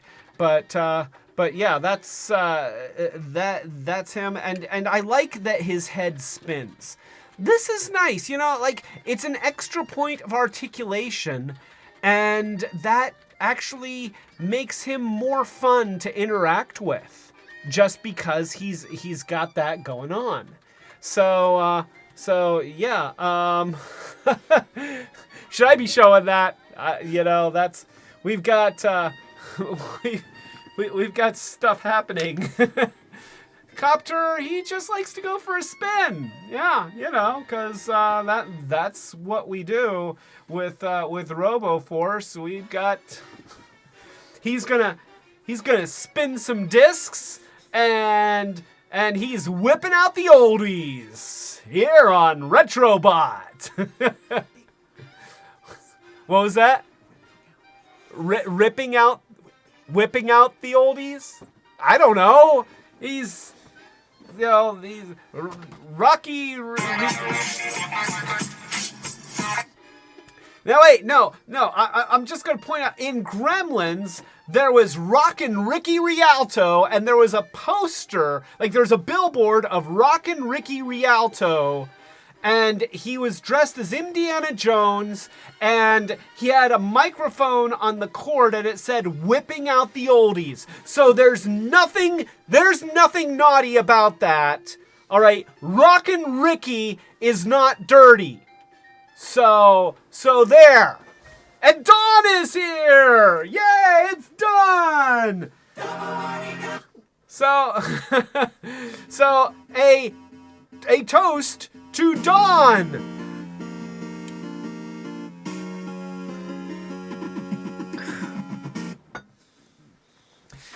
All right, so yeah, that's vulgar. Vulgar. I do not give hugs. I clack my metal hands together aggressively at you, and I use the drill on the back of my head that kind of looks like a nose, but it's not. It's the back of my head, and I punch you in the nose. He's punching me in the nose. He punches, and then he drills into my nose. He's vulgar. That's it. That's all I got for him. So, yeah. And honestly, yeah, for some reason, he's not named Drill Face. Like, I feel like just own that this is in the front and call him Drill Face. You know, it's a metaphor! Anyway, so... Vulgar. Vulgar the Destroyer. Oh wait, I forgot to read the notes on Vulgar. Oh, did I get it? Okay, I did good. All right. So, let's see. We've got wait. Here he is. All right, I like this guy. This guy is pretty cool. I feel like this guy is probably the most distinctive of the Robo Force guys, honestly. You know, he to me he looks the most different from all of them. This is Enemy. And again, oh, whoops. That's the wrong button. There we go. So this is Enemy. And once again, they are trying to trademark the word enemy. You know, I feel like GoBots had this problem early on when they had friendly GoBots and enemy GoBots. And then later they went to Guardians and Renegades because that was trademarkable. This is just a word in English. It, you know, there's actually a Transformer named Enemy, but it is so that's like you have to watch the basics on Enemy to get the whole story, but it sort of has to do with Enemy would be a good Wordle. Yeah, okay, you know what? Watch out, because Enemy could end up being your next Wordle. But yeah, there's a Transformer named Enemy. It was part of that special mini-con pack that I got of cassettes. He's a red cassette. And he looks a lot like Rumble, but whereas Rumble is black with red accents, Enemy is more red. And it's all because when they came out with the, I think it's because when they came out with the Transformers voice changer, which looked like Rumble's head, except just cast in red rather than black, on the packaging, it just said Enemy, and then retroactively, fans kind of created this character named Enemy, and then Hasbro has embraced it as, okay, yeah, you know what? There was a cassette guy named Enemy. So the Machiavellic says Enemy looks like Enemy looks like a tankier, more robust Megatron. And, you know, I can sort of, like, with the exception of not having Megatron's head, he is kind of Megatron-y. He's got that gray, that grayness, that a lot of hard angles. Yeah, he even has a gun on the back of his head where I feel like, yeah, this is where, again, if they had made the head, like, they could make this flip forward or make his head spin around, that would have been cool. But he's just got the gun on the back of the head. Despite the name Enemy, he is not the leader, because 100 is the leader. And he is the most ambitious and evil of all of the evil robots. Literally a loose cannon. You know, actually this is pretty tight. But he also has a chest door, so you can open this, and he's got cannons that you know, presumably would be like. So, you know, it's like he walks up. Yeah, there we go. Roger, roger. And according to his bio, his chest cannon can atomize an entire world. You know, I feel like they might be overselling it just a little bit. Like maybe what they mean is that if he's left alone on a world and nobody stops him, he could atomize it over, you know, in a small world. I don't know. These are two little guns. And honestly, if he was that much of a threat, then 100 would just kind of be like, give me what I want, or I will have Enemy blow up the world from an undisclosed location, because he can do that just by firing the guns that are in his stomach. And yeah, these are not chest cannons either. That's a tummy cannon. Those are tummy guns. They are tummy guns, all right? So he's got his tummy guns. Thank you for that. This is who they call in when Federation wants to use Directive 24.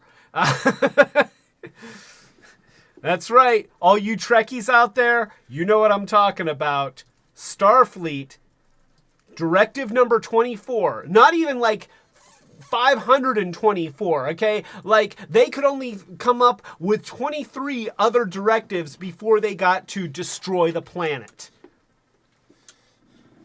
We just watched that episode. It's true. It's true. Look it up. Directive 24.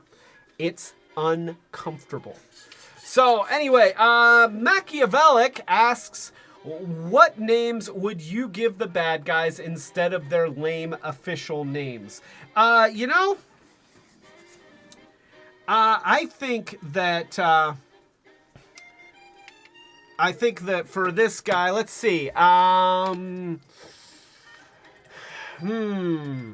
Oh gosh, you know, that's a good question. I'm on the spot now. General Order 24. No, wait, that's the Star Trek thing again. Sorry. Well, let's see. All right, we've got Cruel here, and he's, I mean, Cruel admittedly is kind of vague. I'm not against, like, having Cruel in the name. Like, the Transformers have Cruel Lock. That's a cool name. Yeah, it's Cruel Lock, and he looks like Godzilla. He's cool, except he's cruel. So, like, even I don't know. Cruelbot is terrible. I've just spent 2 hours making fun of the names, and now that I'm put on the spot, I can't come up with any good names. Monica said for Cruel, his name could be Throat Punch. There you go.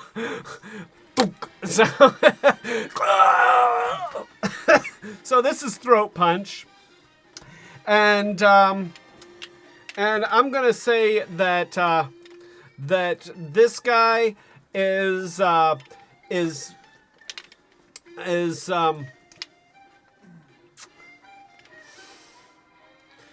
Battering Ram. Yeah, there you go. Battering Ram. Yeah. And, unless, either that or Headbutt. I mean, he does have a big square noggin there. Or Chrome Dome is a little bit taken, but it wasn't taken in 1984. Chrome Dome, because metal. He doesn't actually have a dome, though. So actually, Volgar could be, if they just used like the shinier plastic, Chrome Dome. But yeah. Hull Steel? Hull Steel? Yeah, or Steel Hull. Steel Hull. I cut Ironsides. Ironsides. Very good. Thank you for helping me out. I was floundering here. So, I like Ironsides and Volgar, Shallow Grave. Oh, wait, that's Cruel. Okay. Shallow Grave, because he's a digger. Yeah, okay. So, all right. Or would I say Grave Robot? Instead of Grave Robber, Grave Robot. Huh? Grave. It's a little punny, but anyway, so all right. So we got all these guys, and of course, Robo Force was more than just big chunky robots. They were chunky robots with vehicles that were powered by air, which is funny. And we're going to talk about why that's funny, if I can get this into focus. So here we go. This is the Robo Cruiser, and we've got Maxx Steele. He is piloting his Robo Cruiser, and it is a uniquely molded vehicle. It's got its guns and it's got handles. The handles are fused in place, but he can put his claw hands on the handles, maybe. There. Come on. Oh, wait. Here, there's little. There. He can do that. So, now see, he's got the holes in his hands that let you do that, and I will not. I will not. So, he's got the holes in his hands so that he can do that. I don't actually like that as much. I just rather do this, because this makes it look like he's really holding them. And I know that they're kind of floppy arms, so it's hard to make them really look like they're staying. But I like that better. And then, of course, he's got the Airbot, which this is important because this is what makes it go. See, it's powered by air, but it's not really powered by air. It's powered by AA batteries. But here's what they did, and this is, I will say that this is clever. they have this this vinyl tube in the back, and this is just a hollow rubber pump in sort of a robotish shape. And there's the hole, and when you're pumping, you plug the hole, and then you let it go, and it reinflates. And there's a balloon inside this dome on top of a plastic panel. And when you inflate the balloon, several things happen. For one thing, the balloon pushes up this little periscope, which is like a power meter.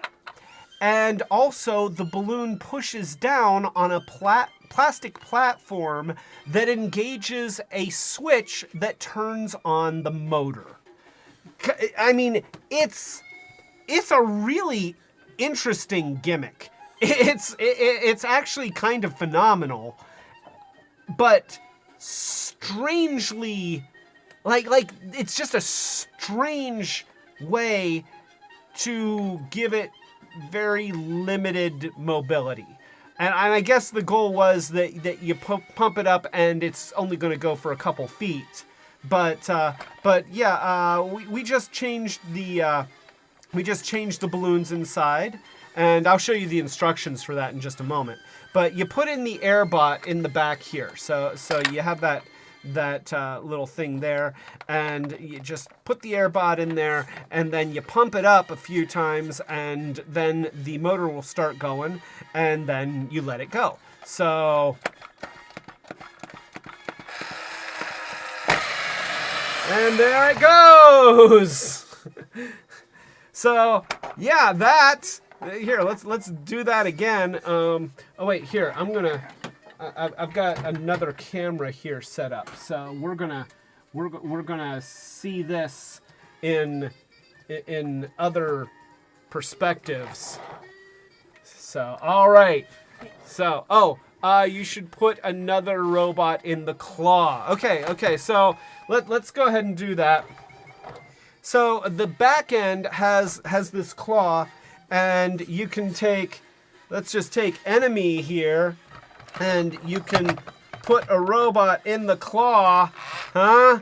And you know, now he's captured. Look, you captured enemy. No,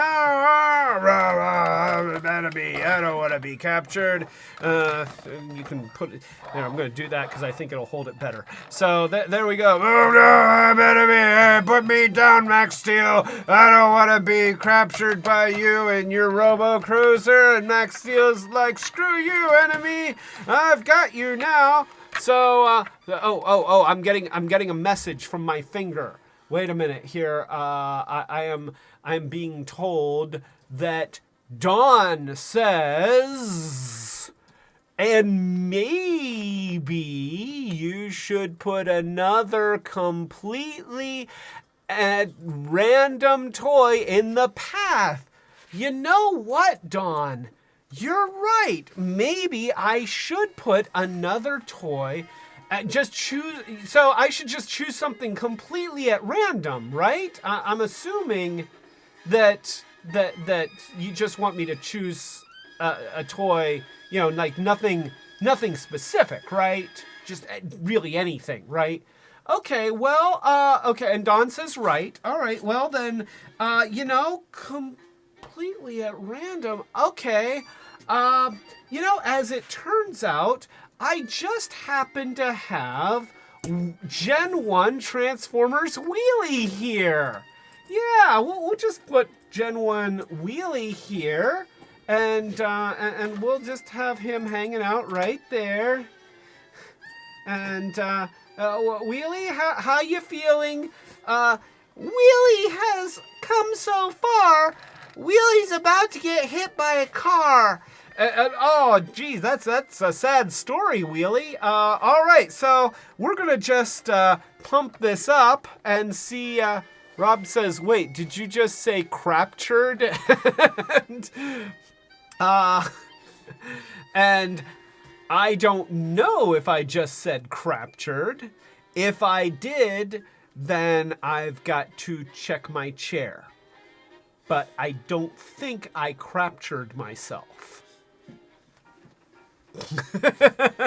All right, so we've got important stuff to do, and I'm hearing myself. So we've got important stuff to do here. We are going to pump up. So we've got the Airbot like right back here. There, you can see it. The Airbot is right there, and we're gonna pump it up, and we're gonna see what happens here. And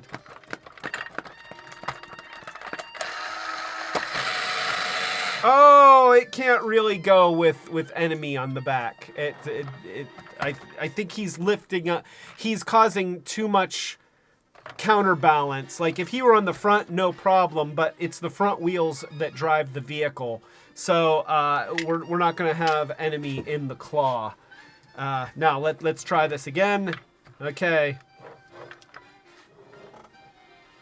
And lining stuff up. Lining stuff up is important. Yeah, okay, right, yeah, right about there. And here we go. And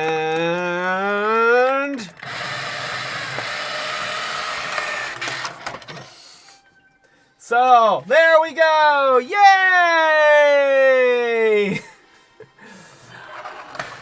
Wheelie, you're such a good sport. All right, and just in time, Michael and Asher Spicer are here. So a toast to Michael and Asher Spicer.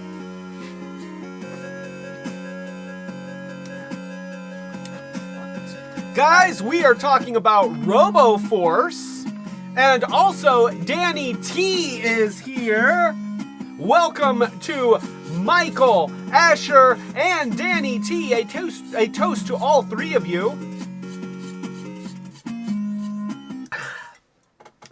Getting close to the end of my delicious wait here, where is he?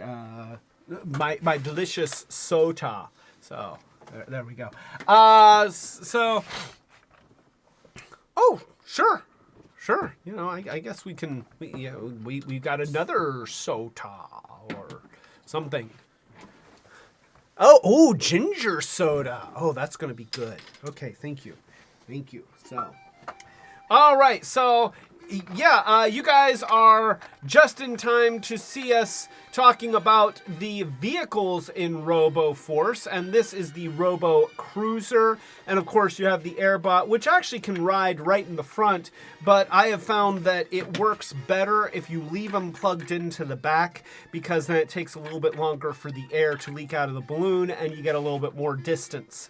So that is pretty cool, but of course, if you're going to have a good guy vehicle, you have to have a bad guy vehicle. I mean, that's like a given. And so we also have the Dread Crawler. It is a dread crawler, and it's dreadful, and it crawls. And look, 100 can hold on to the handles, which is very, very good. And, Mike says Asher grabbed a drink so he could toast with you, Clay. Okay, well, in that case, here, let's do another toast here with Asher. All right, Asher, this one's for you. A toast to Asher Spicer. Hi, Asher.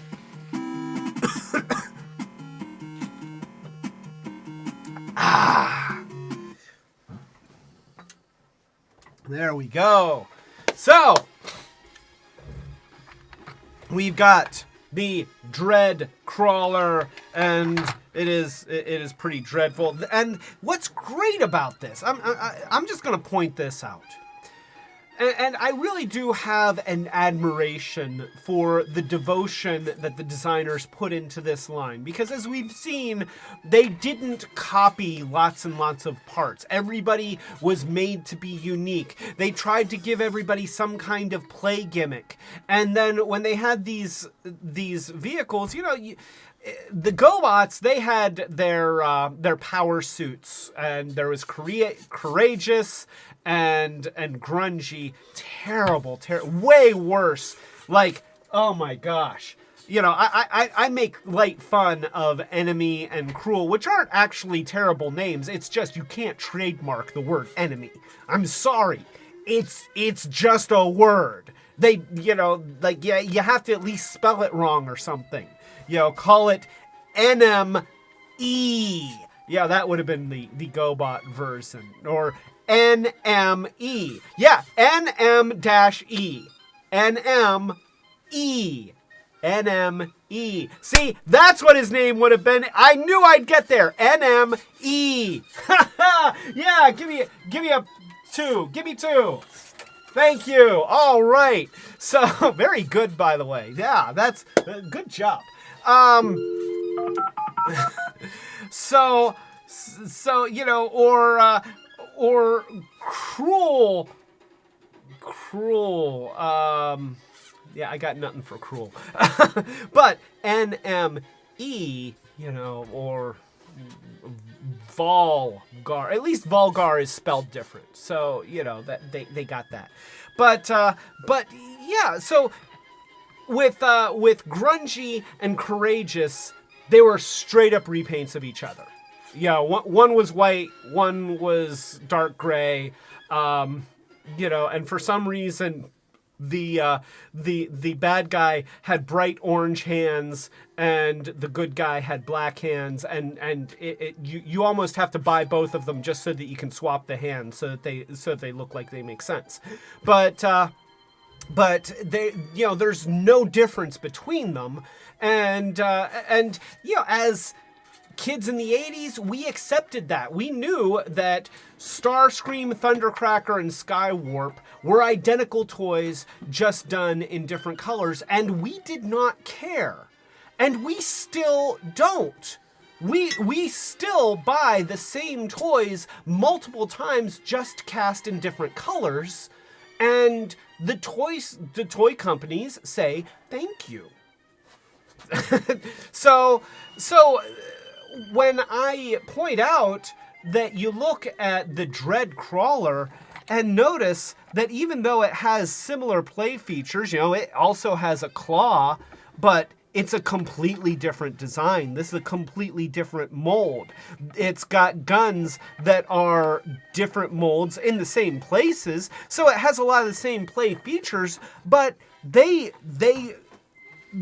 made a totally new toy. Now, it's got the same air gimmick, but it, you know, the air gimmick, like, I think this is the same plunger, and this is the same airbot, just in different colors. The dome is a faceted dome instead of a smooth dome. So, just letting you know that the conga line of robots and the ring light in the background looks really cool. And you know what? We do have like a pretty good conga line of robots here. They're all like, hey, hey. So that's actually pretty cool. So yeah, you've got your air robot. Let's go ahead and take Maxx Steele out of here and see now with this one's actually cooler than the other one, because the other one's claw didn't actually move, it was just claw shaped. This one has these handles and you squeeze them and then it can go around Maxx Steele and it can like pull him around, and then it grabs them and then you point the guns at him and it's like, and he's like, oh, that hurt so much. However, but wait, there's a design flaw in your Dread Crawler that will allow me to escape. Look, I can reach the handles and I can free myself just by doing that. And now I can I can free myself. So, but still, that's cool. That's really cool, and it works, and it's a totally unique looking vehicle. I especially like that Hundred's hands are molded in such a way that he can hold the handles. And sure, all of them, they have these little holes in their hands that allow them to interact with weapons and things. So you can do stuff like that. But honestly, his hands are here. So I don't want to use the holes and the pegs. I just want to fit the hands Like right there. That's what I want to do. And honestly, doesn't that look better? Like, you know, and it works, and it's easier to do. So you know, you just do it that way. I mean, if you want to, if you've got these toys, you can do it any way you want. But that's what I like to do. And so here we're gonna take this guy, and let's just put the Airbot in here, and we will switch views. This is gonna be dynamic. All right.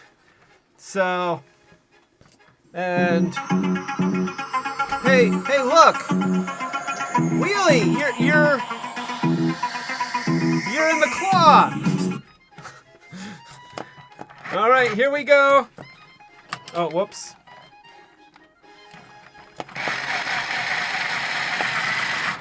Whoops.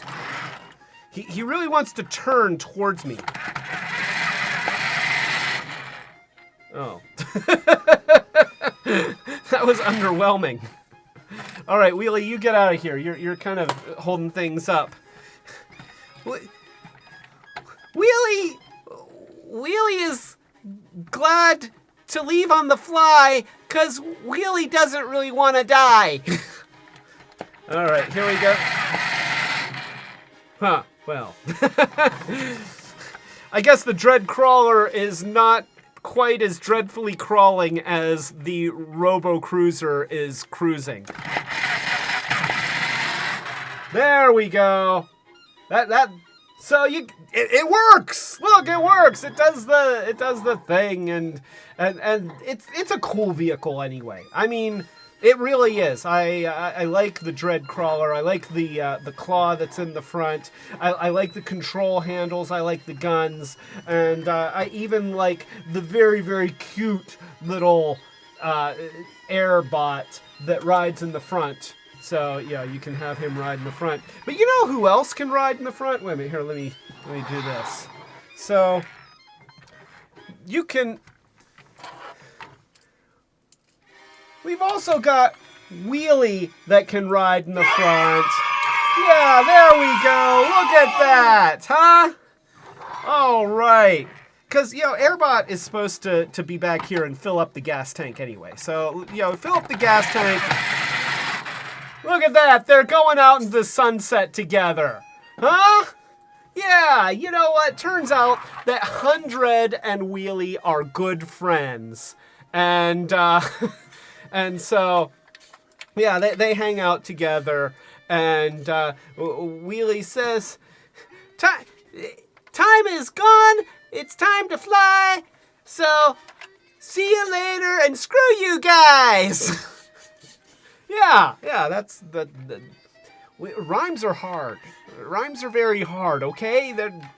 So, that is Maxx Steele Robo Force.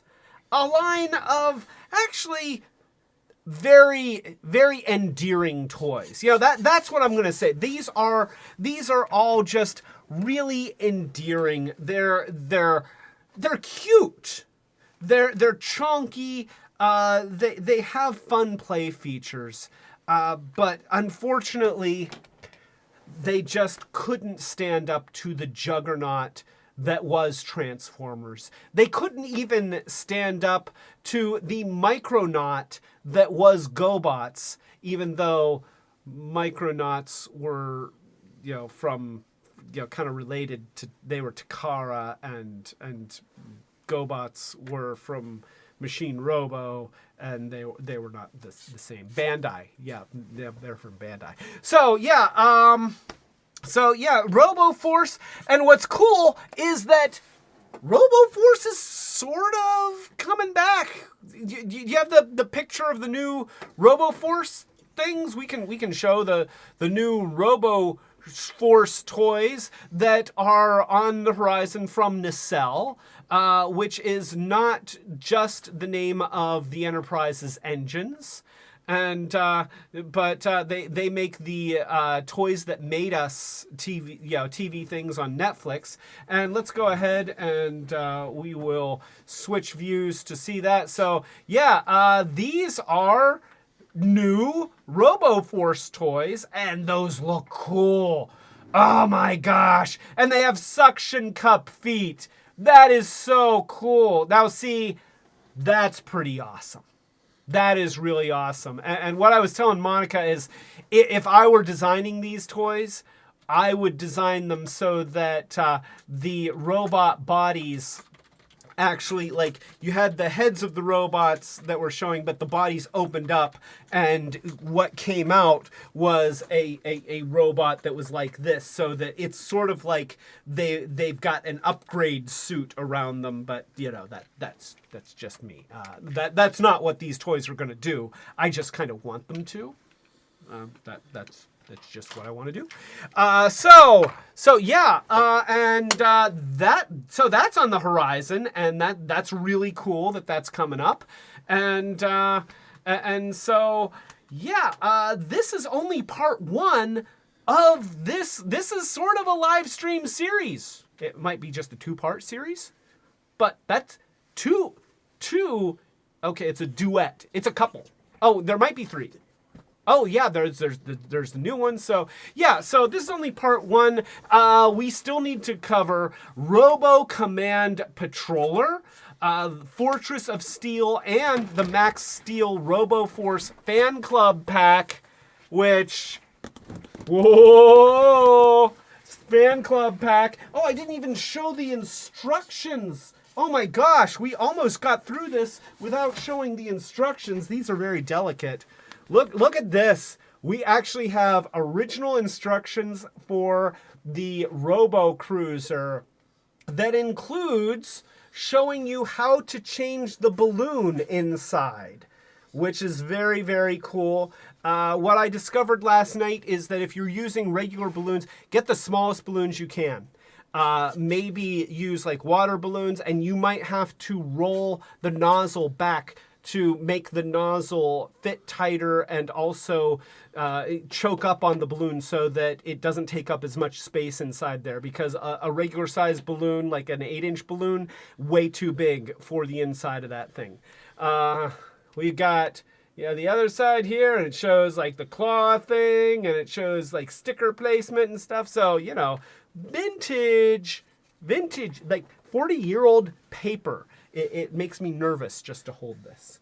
So there we go. And we have the Fan Club Pack, which we will cover next time. So I'm not going to open that. I'm going to give that to you.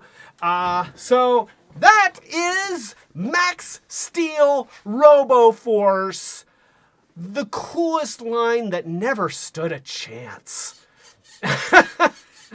Just no other way to say it. It's the coolest line that never had a chance. Doomed from the get-go. But, oh well, we still got some cool toys out of it. We are a small channel trying to get bigger. So if it is not too much trouble, if you have not already, please click the thumbs up if you like this live stream. Subscribe to the channel. Click the notification bell so that you know when we're doing these live streams, which happen pretty much every Friday night, 8 o'clock p.m. Eastern United States time. Also, you will be notified when we release Short Circuits videos, which we typically release throughout the week, usually 2 or 3 each week. And those are usually one toy talked about for much less time than I've been talking about Robo Force. So that's it. If you would like to help the channel, please consider joining the Patreon if you are in a position to do so. We have lots of different levels for your different dedication preferences and helping preferences. It will help us grow because all of this stuff takes a lot of time, and unfortunately it takes money. You know, it's sort of like I kind of wish that this live stream were powered by air, by my hot air. It's only partially powered by my hot air. It's also powered by me buying stuff. So, thank you to all of our patrons, And so I don't have the ability to do the special effects. So Unicron will take a back seat this time. But I will say thank you to Fetch Beer. Thank you, Rob S. Thank you, Matt White. Thank you, Starhound. Thank you, Setsune Wave. And thank you, Dawn. We really appreciate your patronage. It really does help. So thank you very, very much for your support. And to everyone for watching, for joining in the chat, for just scrubbing through this video, thank you very much for joining us and being part of the show, because we couldn't do it without you, and we really wouldn't want to.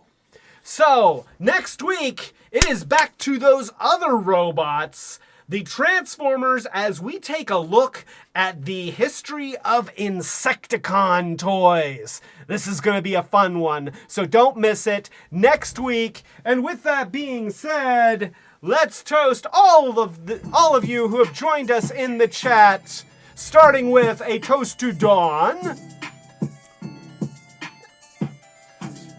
Ooh, that's gotta, yeah. A toast to Rob S. A toast to Ty Guy. A toast to Joy. A toast to the one nice guy. A toast to Nathan, Connie, Lyric, Cadence, Cinder, and Ella. A toast to Colleeny. Hi, Colleeny.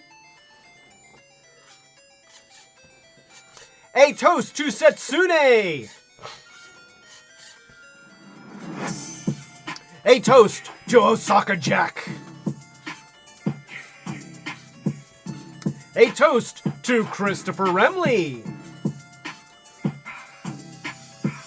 A toast to the Machiavellic. A toast to Grayscale. A toast to Tim Kangaroo. A toast to Mike and Asher Spicer. A toast to Danny T. A toast to you, Retrobot. Yeah.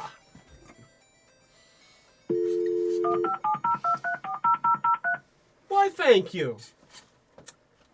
You're my favorite Retrobot, too. And a toast to Monica.